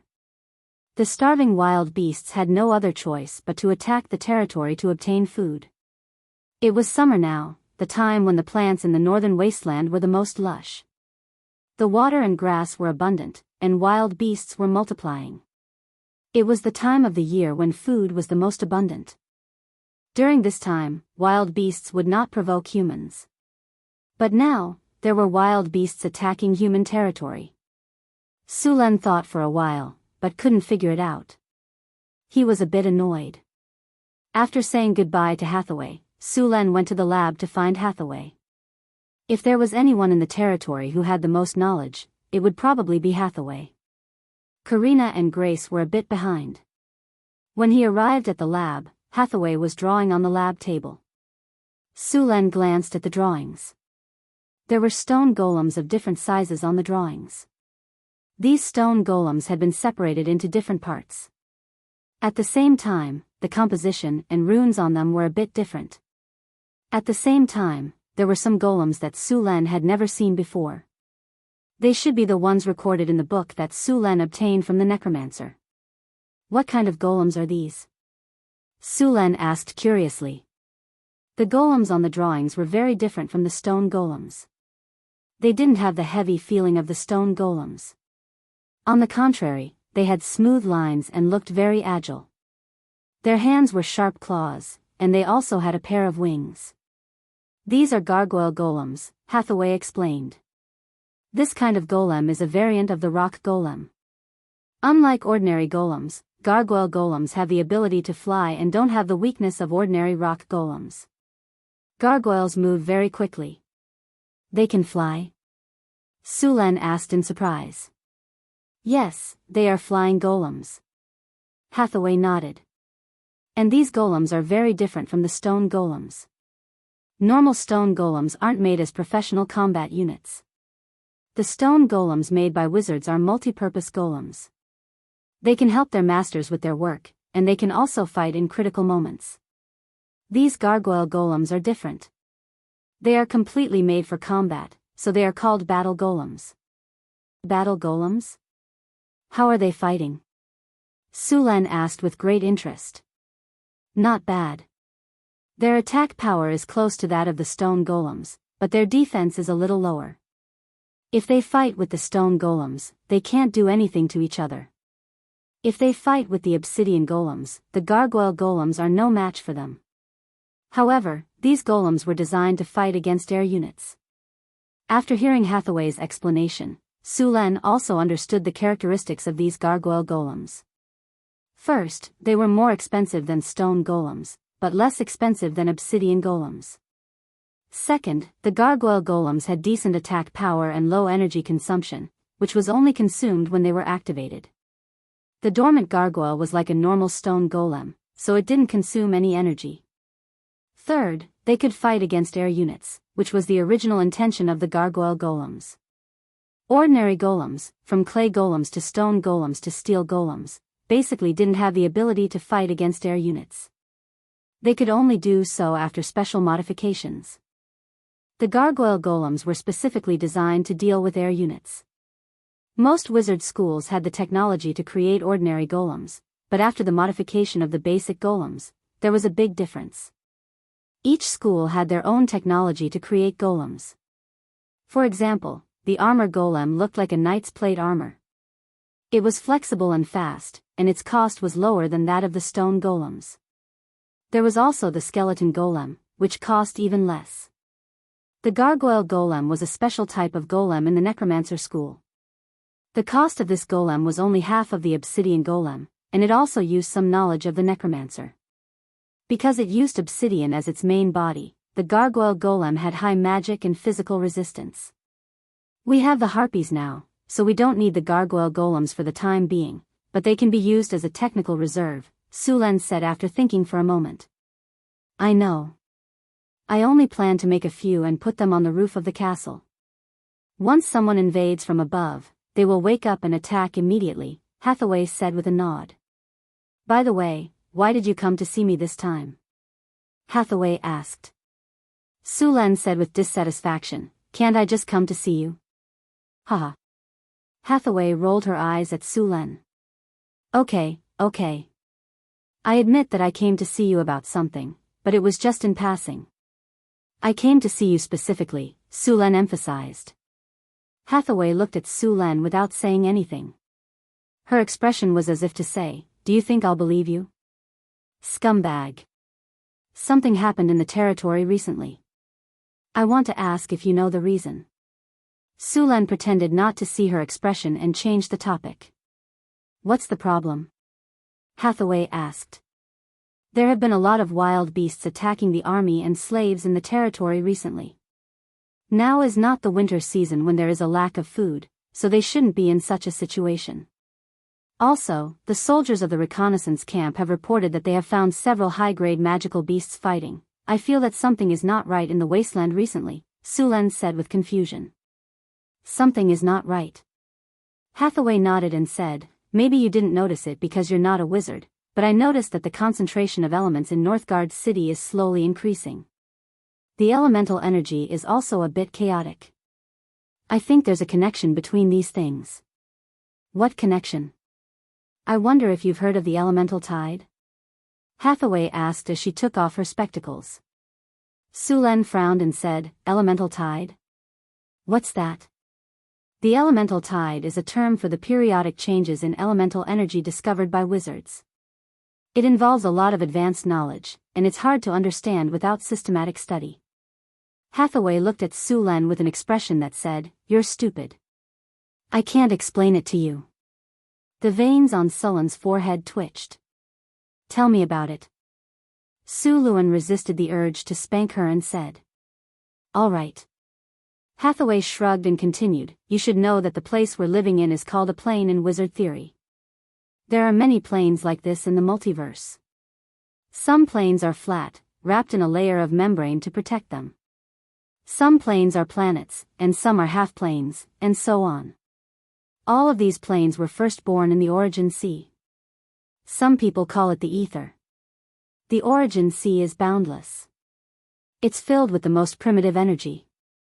All the energy in the multiverse comes from the origin sea. In other words, the elemental energy around us originated from the origin sea. As for the elemental tide, let's make a simple analogy. Think of the origin sea as a vast ocean. This ocean is constantly moving. You should know that the ocean has its own ebb and flow. These are all natural phenomena. So, the origin sea is an ocean of energy. It has its own ebb and flow, and this energy ebb and flow is called the elemental tide by wizards. Normally, the sea level will only rise after the ebb and flood the coast. However, the elemental tide is different. It's energy that rises.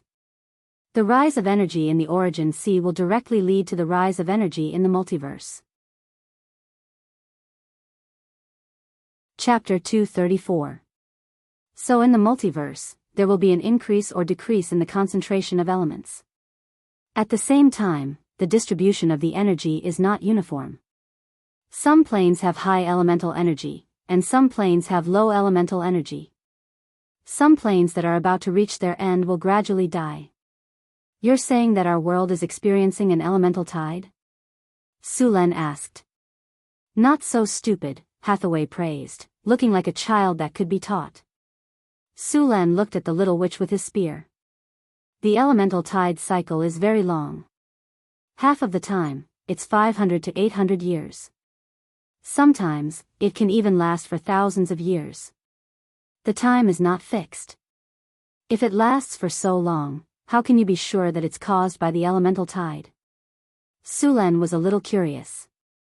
And it's only happening to beasts and high-level magical beasts. Why doesn't it happen to humans? Hathaway looked at Sulen with a look of disdain. As early as a few decades ago, the wizards predicted that the elemental tide was about to start.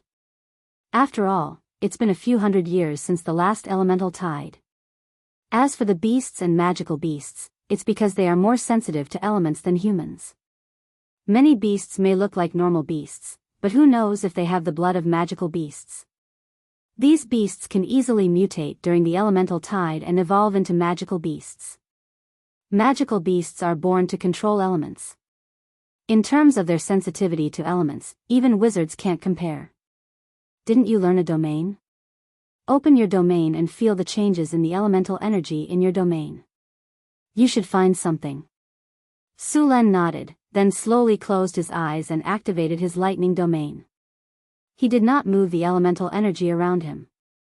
Instead, Sulen opened up his huge spiritual network and began to feel the elemental energy around him. Soon, he found that the elemental energy around him was a little different. The elemental energy in the outside world was a lot denser today, and it was very active. He could also clearly feel that the consumption of energy when he used his domain had decreased. There are many benefits to the elemental tide. For example, it will make it easier for wizards to cast spells, and the number of ordinary people with the potential to become a wizard will also increase. Other than these benefits, the disadvantage is that the magic beasts will become more powerful, and their numbers will also increase. The elemental tide is fair to everyone, including magical beasts. The requirement to become a wizard was very high. If he wanted to become a wizard, he had to have at least 18 points of spirit. Of course, as a child with the potential to become a wizard, there would need to reach at least 12 points. Then, according to the training method of wizard apprentices, there would reach 18 points when they reached adulthood. Under normal circumstances, the apprentice would be trained between the ages of 8 to 14. Only those who had a will of 12 points would have the opportunity to become a wizard. It was said that during the period of the Arcane Empire, the Arcanists had a magical weave. As long as one's mental strength reached 15 points when they reached adulthood, they could become an Arcanist. The magic net greatly reduced the threshold for becoming an Arcanist, which led to the number of Arcanists in the Arcane Empire being 100 times more than the current wizards. The huge number of Arcanists created the glorious civilization of the Arcane Empire. Sulen slowly opened his eyes.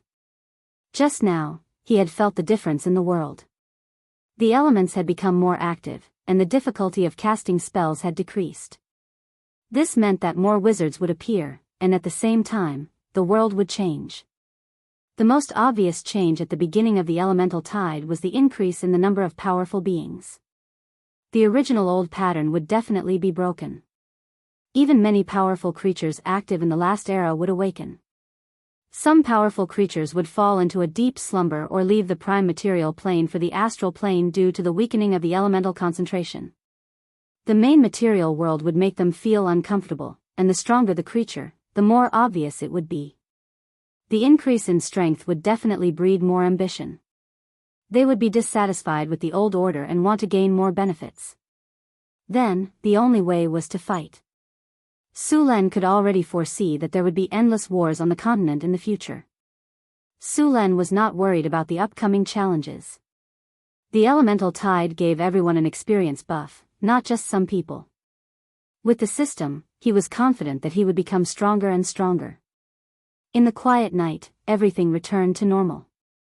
In the summer night, there was still a dry heat in the air. There were sounds of insects outside. In the room in the Lord's castle, Sulen did not sleep after the battle. After knowing that the elemental tide was coming, he felt a sense of urgency. In the Sage era, his mind was the clearest.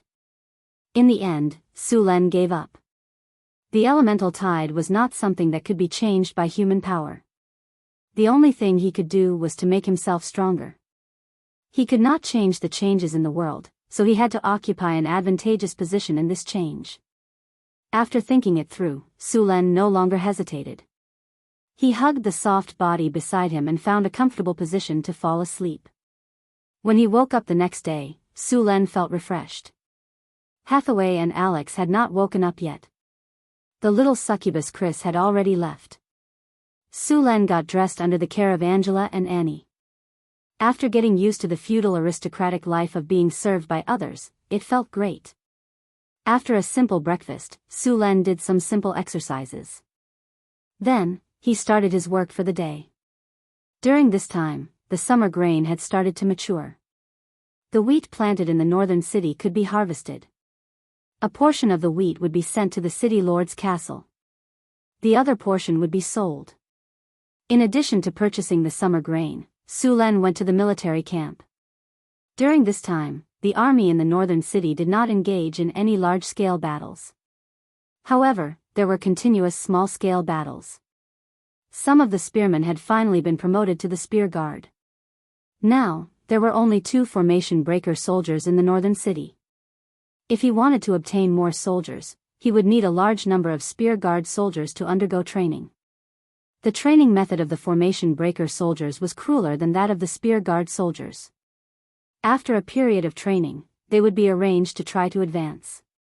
If Sulen could recruit 700 formation breaker soldiers, he could completely rely on the formation breaker to defeat the orc army like the last time he encountered the orc invasion. Now, the strength of the soldiers in the northern city had begun to develop into a high-end combat force. With the beginning of the elemental tide, the enemies they would encounter in the future would become stronger and stronger. In the face of such enemies, the effect of ordinary soldiers was infinitely close to zero. Moreover, the population of the northern city limited Sullen's ability to use the human wave tactic. Since he could not gain an advantage in numbers, he could only crush them in terms of quality. As long as he had enough time, Sulen was confident that he could obtain more spear guard soldiers and formation breaker soldiers. However, while Sulen was training, more and more attacks began to occur in the territory. In order to ensure the safety of the territory, Sulen began to send more people to the territory. At the same time, he took the initiative to eliminate the potential dangers around the territory. In order to let more spear guards become spear guards, Sulen personally led the spear guards to clear out all kinds of monsters. The thorn forest was the name Sulen gave to the area because there were a lot of low shrubs growing in the forest. According to the scouts, there seemed to be magic beasts appearing here. In fact, the stronger a beast was, the faster it would evolve into a magic beast. On the contrary, the weaker a beast was, the faster it would evolve into a magic beast. Of course, the potential between the two was different. The soldiers were wearing armor and wielding swords, cutting a path in the thorn forest. The danger level of this area had increased. In fact, even the weakest magic beast was very dangerous. The lowest challenge level of a magic beast was level 9, which was equivalent to the peak of a Grand Knight. It was only one step away from becoming a Knight Commander. The sun was rising, and the weather was getting hotter. The soldiers were wearing heavy armor, and they were all sweating under the sun. The armor was airtight. Sulen looked at the sun and said, "Stop advancing. Set up camp here and rest. Be careful of the danger. Also, make a fire and cook. Continue searching in the afternoon." "Yes, sir." The soldiers breathed a sigh of relief and began to find a cool place to rest. Although they were resting, none of the soldiers took off their armor. Even their weapons were placed where they could easily reach. They were ready to fight at any time. On the other side, some of the soldiers began to set up camp. According to the requirements, even if it was a temporary camp, it had to be protected. This was a special requirement in the training of the Northern Town Army. Fortunately, they had brought a lot of tools, so they set up camp quickly. Some of them set up camp, while others began to collect firewood, cut trees, and dig up some wild vegetables and mushrooms. Many of the soldiers in the Northern Town Army had undergone wilderness survival training. After all, the barbarians lived in the wilderness all year round. They had a lot of wilderness survival skills. Although they couldn't read and couldn't even write their own names, they were like fish in water in the wilderness. They didn't have to worry about starving to death. Even in the wilderness, they could identify the size and species of animals based on their footprints. With such ability, Sulen naturally wouldn't let it go. Therefore, the Northern Town Army included wilderness survival training. If someone from the previous world saw this, they would instantly understand that Sulen was planning to train all the soldiers according to the requirements of the special forces. The construction of the camp was very fast. At the same time, smoke rose from the kitchen. The soldiers took out the dry food they had prepared and poured it into the pot. Then, they added some wild vegetables and mushrooms. Soon, the aroma of the food filled the air. Ah! Just as everyone was about to eat, a scream suddenly came. Sulen didn't even think. His body turned into a shadow and rushed over. Chapter 235. Ah! A blood-curdling scream was heard, but it stopped abruptly. Sulen turned into a blur and rushed out. The other soldiers followed closely behind him. Everyone held their weapons. No one dared to be careless. Sulen soon arrived at the scene. However, what he found made Sulen frown. My lord. A new spearman recruit had a frightened expression and his body was trembling. Beside him was the corpse of another spearman. However, only half of this spearman's corpse was left with blood. What happened? Where is the murderer? Sulan looked around and did not find any monsters. Carl was eaten by that flower. The spearman soldier stammered. Sulan looked at the corpse in front of him. There were some irregular teeth marks on the corpse. The corpse was badly mutilated. It looked like the upper half of the body had been swallowed. Even the iron-plated armor on the body was torn apart. Flower? What flower? The soldier, who had just joined the army not long ago, was so frightened that he stuttered. It took him a while to calm down. Carl and I came here to pick mushrooms and wild vegetables. We were going back to cook. Carl saw a patch of mushrooms under the tree and was about to pick them. But as soon as we walked over, a strange flower beside us suddenly opened its big mouth. We didn't even have time to react. Carl was swallowed. I reached out and tried to pull him over, but only his lower half was pulled back. The soldier was nervous. He pointed at a strange plant not far away. His face was pale. It was obvious that he was greatly frightened. Sulan glanced at the plant. It was a plant similar to a sunflower. However, the color of the flower was blood red. The color was unusually bright. The stem of the sunflower looked like a cloth bag. There was also a pool of blood near the plant that had not dried up.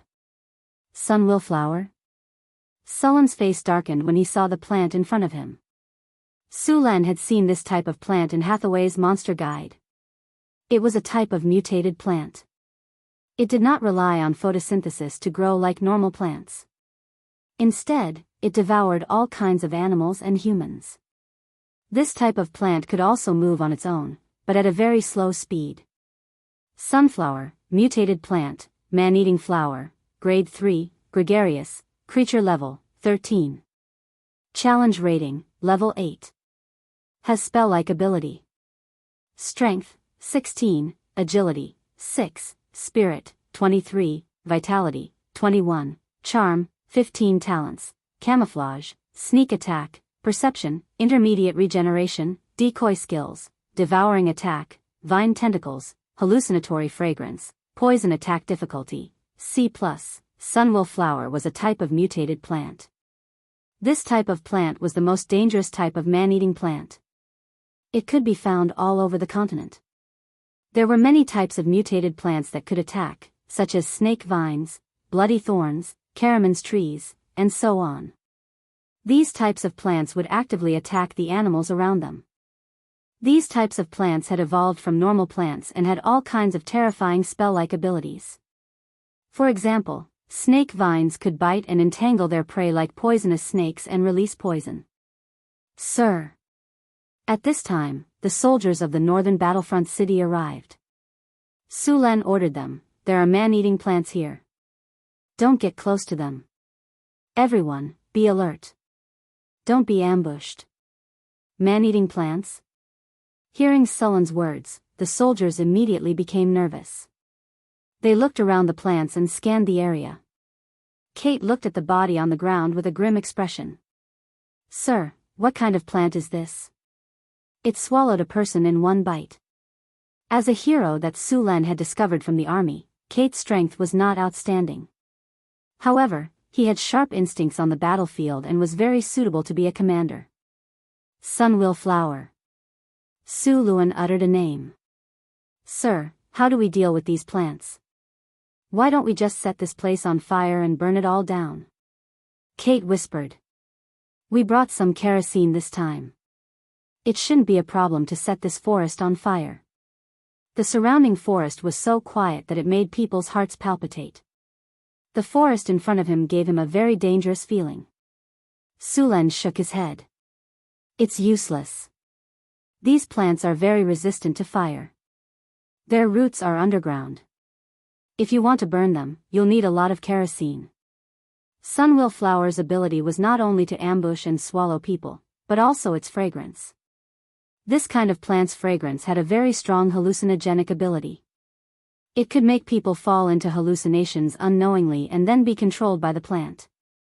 Sometimes, the number of people was not an advantage for this kind of plant. Sulen flipped his palm and a sharp sword appeared in his hand. He then moved his body and rushed toward the sunwool flower. This kind of man-eating plant had a special characteristic, which was that it would become very lazy when digesting its prey after swallowing. At this time, as long as they didn't attack, they wouldn't attack again under normal circumstances. Moreover, when they were digesting food, the reaction of these man-eating plants would also be reduced. Experienced adventurers would prepare some cattle, sheep, and other animals for them to devour.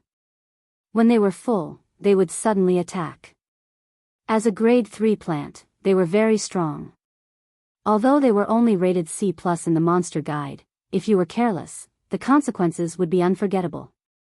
No, there might not be a future. This kind of plant's rating was because they had very obvious weaknesses. As long as you knew their weaknesses and made a corresponding attack plan based on their weaknesses, there were still many ways to deal with them. However, as plants, they had one thing in common: their most fatal weakness was the underground part. Sulen tiptoed and quickly rose up. The sharp sword in his hand slashed toward the sunwool flower in front of him. The flower-shaped parts on the surface of the man-eating plant were its feeding and digestive organs. The bulging thing that looked like a bag was the body of the North Town City soldier. As Sulen expected, when Sulen attacked, the sunwool flower's reaction was much slower. When Sulen's sword stabbed into the stem, the sunwool flower suddenly attacked. A large number of vines shot out from the ground. Sulen's sharp sword cut horizontally. It was a plant, but it felt like cutting rubber with a knife. The vines broke, and bright red liquid flowed out of the cracks. It looked like blood. These vines were very strong. Although they had been cut off, they kept twisting after falling to the ground. It felt like the tentacles of an octopus were cut off. Whoosh! At this moment, the huge mouth that looked like a sunflower suddenly opened. The huge mouth opened ferociously. Inside the huge petals of the sunwool flower, there were densely packed dagger-like teeth. If you were bitten by these teeth, you would immediately be torn into pieces. Inside the petals, there were things like blood vessels. Those were channels used to transport nutrients. At this time, the body of the soldier inside was already beyond recognition. At the same time, a bloody smell came, mixed with the smell of acid. It was the digestive fluid secreted by plants to digest their prey. Sulen stabbed a few times, causing some damage to the petals. However, these were not fatal. At the same time, a large number of root-like things suddenly broke out of the ground and surrounded Sulen. Sword skill, sweep sword skill, cut iron. 2 streaks of sword light shot out from the sword. The power of the sword light was so great that it directly cut the surrounding plant roots into two. The roots were cut off, causing severe pain to the sunwool flower. The sunwool flower's mouth also involuntarily twisted. Then, the huge petals suddenly opened like a bloody mouth and bit Sulen. However, although it was fast, it was far from enough compared to Sulen. How could it be bitten? He slid left and twisted his body. Not only did he avoid the sunwool flower's attack, but he also took the opportunity to backhand the sunwool flower's roots. The roots, which were as tough as dragon skin, were not cut off. Sulen moved quickly. He did not withdraw the sword in his hand. Instead, he followed the trace and cut directly. Faced with high-speed cutting, the sunwool flower's tough roots could no longer withstand it. The ferocious mouth was directly cut off. Even so, the sunwool flower's mouth did not show any signs of death. Instead, it kept twisting and struggling on the ground. Immediately afterward, a large number of roots broke out of the ground and madly besieged Sulen. These roots directly formed a circle, encircling Sulen in the middle, and then wrapped around him in an instant. There were also many barbs on these roots. If one was wrapped around by them, they would definitely be torn into countless pieces. Thunderstorm spell. Strong lightning burst out from Sulen's body. As the power of lightning was the most likely to trigger negative effects, under such dense lightning, all the sunwool flower's roots trembled in an instant. Many of the roots were directly electrocuted into charcoal. The strong electric current flowed along the roots into the sunwool flower's underground part. Even the sunwool flower's underground part was constantly trembling from the electric current. Not far away, there was a bulge on the ground that was neither big nor small. Seeing this, Su Luan's eyes flashed with lightning. Lightning spear. Powerful lightning gathered in Sullen's hand in an instant, forming a spear completely made of lightning. Then, he waved his arm. The lightning spear instantly pierced the air, then pierced the soil, and instantly sank into the bulge. A muffled sound of thunder came from the ground under his feet, like winter thunder. Then, the trembling roots on the ground instantly lost their support and fell down one after another. A large amount of lightning jumped back and forth on the ground, and it took a few seconds for it to slowly dissipate. Chapter 236. Ding! Congratulations to the host. You have slain a rank 3 mutant sunflower. You have gained 2,350 experience points. Su Len heaved a sigh of relief when he heard the system notification. The sunflower was not much of a threat to Su Len. What was more troublesome was that its weak point was underground. It would not be easy to kill it. My lord, are you all right? Kite asked when he saw that the battle was over. Su Len shook his head. I'm fine. Take your men and dig out the roots of the sunflower. Yes, my lord. Kite immediately obeyed and led dozens of soldiers to dig along the roots of the sunflower. Apart from some spearmen who were about to be promoted to the Spear Imperial Guard, the rest of the soldiers were elite spearmen. The expansion of the army required them to participate in several battles to be promoted as soon as possible. While the soldiers were digging, Su Luan took a knife and began to deal with the sunflower's mouthpart. At this time, the ferocious mouthpart had lost its vitality and was lying softly on the ground. Although it looked ferocious and horrible, its pollen was a good magic material. Hallucinogenic pollen could be used to make hallucinogenic potions. It was also added to many potions, such as the Azure Potion. It was a potion used to increase the will of the user. After taking it, the user would see a lot of illusions. The user had to get rid of all the illusions in order to increase the will of the user. It would increase the user's will by about 1 or 2 points. Originally, Su Luan didn't know much about these materials. It was Hathaway who forced him to write them down, so that he wouldn't miss them if he didn't know what they were. Su Len took a small knife and was about to cut the sunflower's mouthpart. However, as soon as the knife came close, the sunflower, which had no signs of life, bit at Su Len. However, Su Luan was already prepared for this situation. He flipped his palm and a thunder ball instantly appeared in his hand. Then, the thunder ball collided with the sunwool flower's mouth, and a powerful thunder power instantly erupted. The sunflower's mouthpart kept trembling and twitching. In the end, it stopped moving. The sunflower's mouthpart was similar to that of a poisonous snake. Even if it was dead, its head would still attack people who came close. After the lightning attack, the sunflower's mouthpart was completely dead. Su Len then started to collect the pollen. Although the sunflower looked like a flower, it was not. Its pollen was in a pouch above its mouthpart. Su Len searched for a while and cut open the sunflower's mouthpart. He found a pouch the size of a fist on the wall. It contained the sunflower's hallucinogenic pollen. After finding the pollen, the rest of the mouthpart was cut open. The corpse of the North Town City soldier that had turned into chunks of flesh was taken out too. Even though it was beyond recognition, the North Town City would cremate the body into ashes and bury it in the cemetery of martyrs, as he had died in the battle. Although it was time-consuming, it was very important for the soldiers. It also gave the North Town City soldiers a belief that other armies did not have. In this era, the dead soldiers would be buried on the spot. If they were lucky, they would leave a tombstone. If they were unlucky, there would be nothing left. Moreover, the death pensions of the soldiers were often embezzled. Of course, most of the time, there was no pension at all. Only after winning a battle would the nobles be merciful and take out an extremely small portion of the spoils of war as pension. It was different in the North Town City.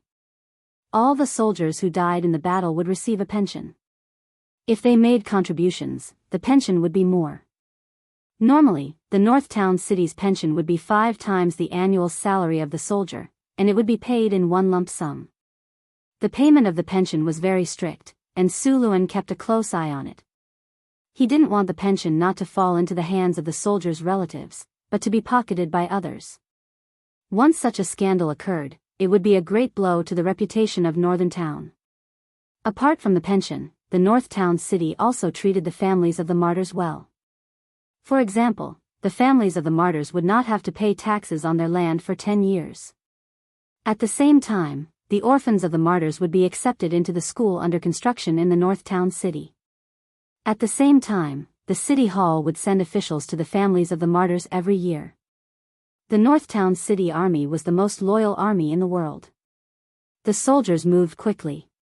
The root of the sunwell flower was slowly exposed under the digging.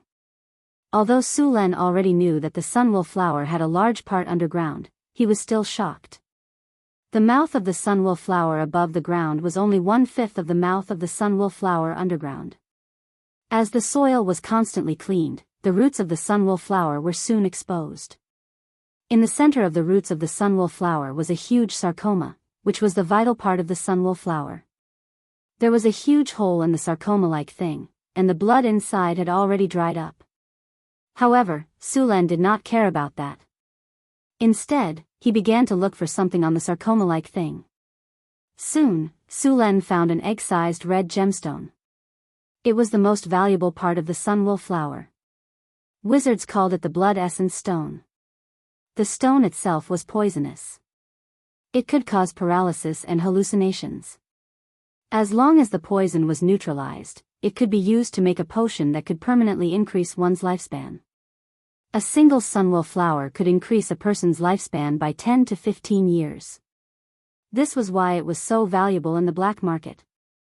As soon as it appeared, it would be snatched up immediately. Although this world was a fantasy world, for those below the legendary level, their lifespan was still an insurmountable problem. As long as they reached the legendary level, even a warrior could live up to 200 to 300 years old. Wizards could even live up to 1,000 years. However, most of the legendary warriors did not live to 300 years old. As warriors who fought on the front lines, every one of them had fought their way through mountains of corpses and seas of blood. Injuries were nothing out of the ordinary. However, if they were injured too much when they were young, their lifespan would be affected. The blood essence stone had no effect on legendary wizards. They had better treasures like the Fountain of Youth, Water of Life, and other miraculous items that could greatly increase one's lifespan. However, for nobles, this kind of life-extending potion was very tempting. After all, not many nobles would think that their lifespan was too long. This kind of potion was not very useful to Su Len. Although he was also a warrior, he was also a wizard. When he reached the legendary level, he had awakened his domain power. Even if he lived according to his normal lifespan, he would still live longer than legendary wizards. Su Len did not plan to use it himself. Instead, he planned to let Hathaway make the potion and sell it. If this thing appeared in the auction house, he was sure that the nobles would give him a satisfactory price. After putting away the blood essence stone, Su Len ordered the soldiers to burn the roots of the sunwell flower and then ordered the army to withdraw from the forest. If there were more mutant plants similar to the sunwell flower in the forest, these soldiers would not be able to do much. Therefore, he planned to explore alone. After ordering Kate to defend the camp, Su Len entered the forest alone. This forest was very strange. There were not even many insects. Although the plants looked lush, there was a sense of eeriness. At this time, it was already a little dark, and the light in the forest was even worse. Su Len blessed himself with an invisibility spell, and then went around from the side. As he passed through the thorny forest, there were many strange trees and flowers around him. Their bodies were obviously larger than ordinary plants, a bit like an ancient primitive forest. Su Len deliberately touched these plants a few times with something, and the whole plant moved a little, but these plants did not attack. Maybe these plants did not need to eat yet. Su Len even found a plant similar to a willow tree. The plant had many vines that swayed with the wind. It looked normal, but Su Luan, who had read the monster guide, recognized it at a glance. It was a Karaman's tree. When this plant did not attack, it was no different from a normal plant. However, when it attacked, its numerous vines would immediately wrap around the target like snakes. It would also secrete a large amount of hallucinogenic and paralyzing liquid to paralyze the target. At the same time, it would also inject digestive fluid into the target. The organs and even the bones of the target would melt into liquid and be absorbed by the Karaman's tree. Although this plant was ferocious, it was a very good material for wizards. Wizards would often deliberately plant this kind of thing. The Karaman's tree trunk was very magical, and it was a good material for making magic staffs. The hallucinogenic fluid it secreted was also a supplementary material for some magic potions. Su Lan looked at the Karaman's tree in front of him and frowned. He muttered, "A Karaman's tree? Is it wild or planted here on purpose?" After hesitating for a while, Su Lan did not attack the tree. Instead, he carefully went around it. After going around the Karaman's tree, Su Lan continued to go deeper into the forest. Soon, a large field of lavender flowers appeared in front of him. After quietly approaching, Su Lan realized that this field of flowers did not seem to grow naturally. Instead, it seemed to be artificially cultivated. Although the flowers were not trimmed, he could still see some traces left behind. After getting closer, Su Lan also recognized the flowers planted in this field of flowers. These purple flowers were all datura flowers. Su Lan felt that these flowers were alive. Chapter 237. Tulips. That's not right. Why are tulips purple? Seeing such a large sea of flowers, Sullen's brows wrinkled. Who would plant tulips here? Ordinary tulips alone were not fatal, but they emitted a special kind of poison. People who stayed in this sea of flowers for a while would be poisoned. They would feel dizzy and nauseous. If they did not leave in time, they would fall into a coma and become fertilizer for this sea of flowers. The purple tulips in front of him were obviously not ordinary. If Su Lan guessed correctly, their poison was stronger and more violent. Although this sea of flowers was luxuriant, it seemed that no one had taken care of it for a long time. Su Lan found a lot of things like flower seeds on the ground near the sea of flowers. It should be for some reason that these flower seeds did not take root and germinate. In some places, the growth of the flowers was obviously messy. Su Lan also found that behind this sea of flowers, he could vaguely see the outline of some broken buildings. However, it should be because the weathering was too severe. It was impossible to distinguish their original appearance. Sullen's heart became more and more excited. It was obvious that this was a ruin that had not been excavated. Su Lan observed for a while and did not find the entrance of the ruin. However, this was a normal phenomenon. Not all ruins had an entrance. Some ruins that were severely damaged only had some broken walls. Many ruins were actually excavated by various adventurer teams. Of course, there were still many dangers in these ruins. Su Lan did not act rashly. However, just as he was about to return, he suddenly saw that the weathered wall at the edge of the sea of flowers was a little different. Su Lan carefully avoided these plants and observed from the side. Spatial folds? Sullen's expression was a little surprised. The abnormality looked like a piece of paper that had been wrinkled from the side. It looked very strange. Is this the wizard's secret realm? Su Lan suddenly thought of a possibility. Thinking of this, Su Lan felt that his guess was correct. However, to be sure, he still needed a professional to take a look. Su Lan did not continue to move. The secret realm of sorcerers was a masterpiece of the ancient sorcerers. Those ancient sorcerers were well versed in the knowledge of space, planes, and other things. After some research, they created a kind of magical technology. During the period of the Arcane Empire, the technology of the wizard's secret realm was developed to its peak. Some powerful wizards even opened up a plane as their own territory. There were also wizards who found a half-plane in the astral world and linked it to the main material world.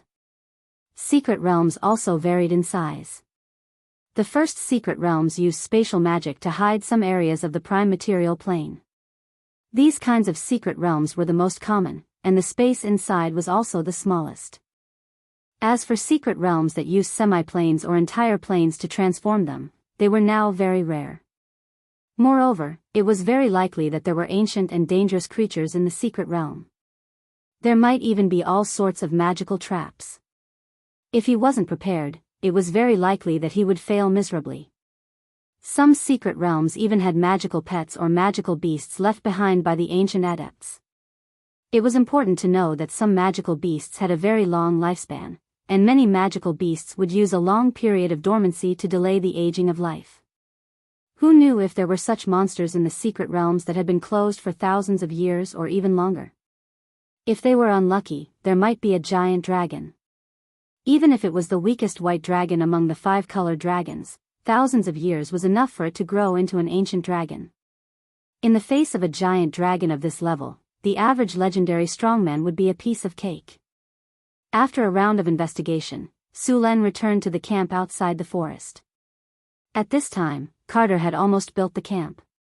When Su Len returned to the camp, he immediately sent someone back to inform Hathaway to come as soon as possible. After suspecting that there was a secret realm here, Su Len began to block the news. Once the news about the appearance of the secret realm of sorcerers spread, all the sorcerers on the continent would come back to explore. At that time, even Su Len would be powerless to stop it. Although he was now a legendary strongman, there were many legendary strongmen on the continent. A secret realm that had never been discovered, the resources in it were enough to make these legendary strongmen excited. In a moment, all the soldiers were sent out to clear the monsters in the wasteland. No monsters or people were allowed to come close to the forest. After waiting in the camp for a day, Su Len saw Hathaway rushing over the next day. "Where is the secret realm? Take me there quickly." Hathaway saw Su Len and did not have time to rest. She immediately asked about the secret realm. "The secret realm will always be there.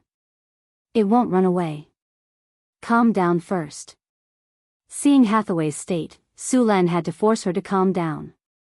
She was not suitable to explore the ruins in her current state. After hearing Sullen's advice, Hathaway finally calmed down and began to rest. At the same time, she prepared various items for the exploration. It was not until the third day that Su Len brought Hathaway to the thorn forest. The two quickly arrived at the place where Su Len killed the sunwolf flower. After arriving, Hathaway began to cast various spells on them. Invisibility. Hide tracks.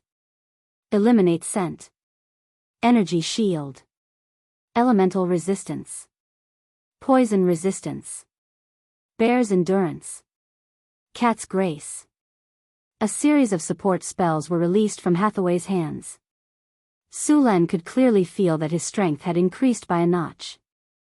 Hathaway, who was already a third-rank wizard, had no problem casting these spells. The two then followed the path that Su Len took last time and went deep into the forest. As soon as they entered, Hathaway quickly noticed the difference. This is the moon soul grass. This is the blood-sucking thorn. This is the ghost flower. The plants that Su Len did not recognize last time were easily recognized by Hathaway. She was very excited. "There are so many magical plants here," Hathaway said excitedly. "There was nothing strange about this forest before. I don't know what happened, but there was a sudden change recently," Su Len said as he walked. This place was not too far away from Northgard City. It was about 50 kilometers. In the past, nothing strange had happened here. It had only appeared in the past 1 or 2 months. Hathaway thought for a moment and said, "I think it has something to do with the elemental tide." "This place has something to do with the elemental tide?" Sullen's eyes widened. Hathaway ran her fingers through her hair and said, "Yes, the elemental tide." The eruption of the elemental tide was a bit sudden. "According to what you said, this mystery plane has not been repaired for at least 1 or 2,000 years. The sudden surge of elemental energy has caused problems with the operation of the energy nodes in the mystery plane. The energy core might have been damaged due to years of disrepair. The spatial array covering the secret realm also showed some flaws because of this. Then, the demonic plants, flower fields, and other plants that were originally in the secret realm were exposed. You should be able to feel it. The elemental energy in this forest is very dense. It's much denser than the other places outside. I suspect that the mystery plane was exposed because of the sudden increase in elemental energy due to the appearance of the elemental tide. The energy transmission system in the mystery plane could not withstand the sudden increase in elemental energy. Looks like we have the elemental tide to thank, Su Len said with a smile. Don't be happy too early. Although the mystery plane has appeared, it's not easy to go in and get the benefits. None of the ruins left behind by the ancient wizards are easy to deal with. The best equipment for exploring a mystery plane was to have a lucky companion. Under normal circumstances, it would be a halfling rogue. Halfling rogues were very popular in exploration because of their short stature, flexible bodies, keen intuition, and generally better luck than the average person. It would be even better if they had attributes similar to the treasure-hunting mouse. Soon, the two arrived at the sea of flowers that Su Len found last time. The purple sea of flowers swayed with the wind, looking like a purple ocean. So many purple tulips. Hathaway was very surprised when she saw the sea of flowers in front of her. These tulips give me the feeling that they are alive, Su Len said.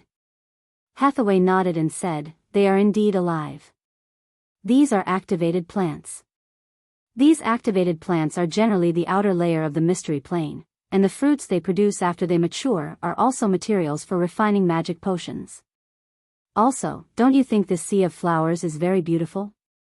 It's like a fish eating 3 fish, Su Len said. Then how do we get in? There's no good way. We can only force our way in. And even if we know the password to pass through here, these magical plants have changed several times. It's a problem whether the password is still valid. After all this time, we still have to force it. Su Len rolled up his sleeves and was ready to do it. Don't do that. Seeing that Su Len was about to do it, Hathaway immediately pulled him back. I've already checked just now. The runic magic circle here has basically lost its effect. These tulips will only attack based on instinct. This way, it'll be much easier. If the original runic magic circle was still there, these tulips would be equivalent to 1. At that time, it would naturally be difficult to deal with. After Su Len and Hathaway cast a defensive spell, they entered the sea of flowers. As soon as they entered, Su Len smelled a strong floral fragrance, and a faint singing sound appeared in his ears. The tulips in the sea of flowers drifted with the wind, and the surrounding branches and leaves were like sharp blades that quickly cut the two of them. The energy shield in front of the two of them frequently collided with each other. The energy shield firmly blocked all these attacks, but the system's prompt kept ringing in his ears. The host is attacked by the knockout fragrance, forcibly conducting a constitution test. Constitution test passed. The host is attacked by the mind, forcibly conducting a spirit test. Spirit test passed. You're tuning into the Romantic Tales YouTube channel. Don't forget to subscribe and join us on this journey to catch the most captivating stories.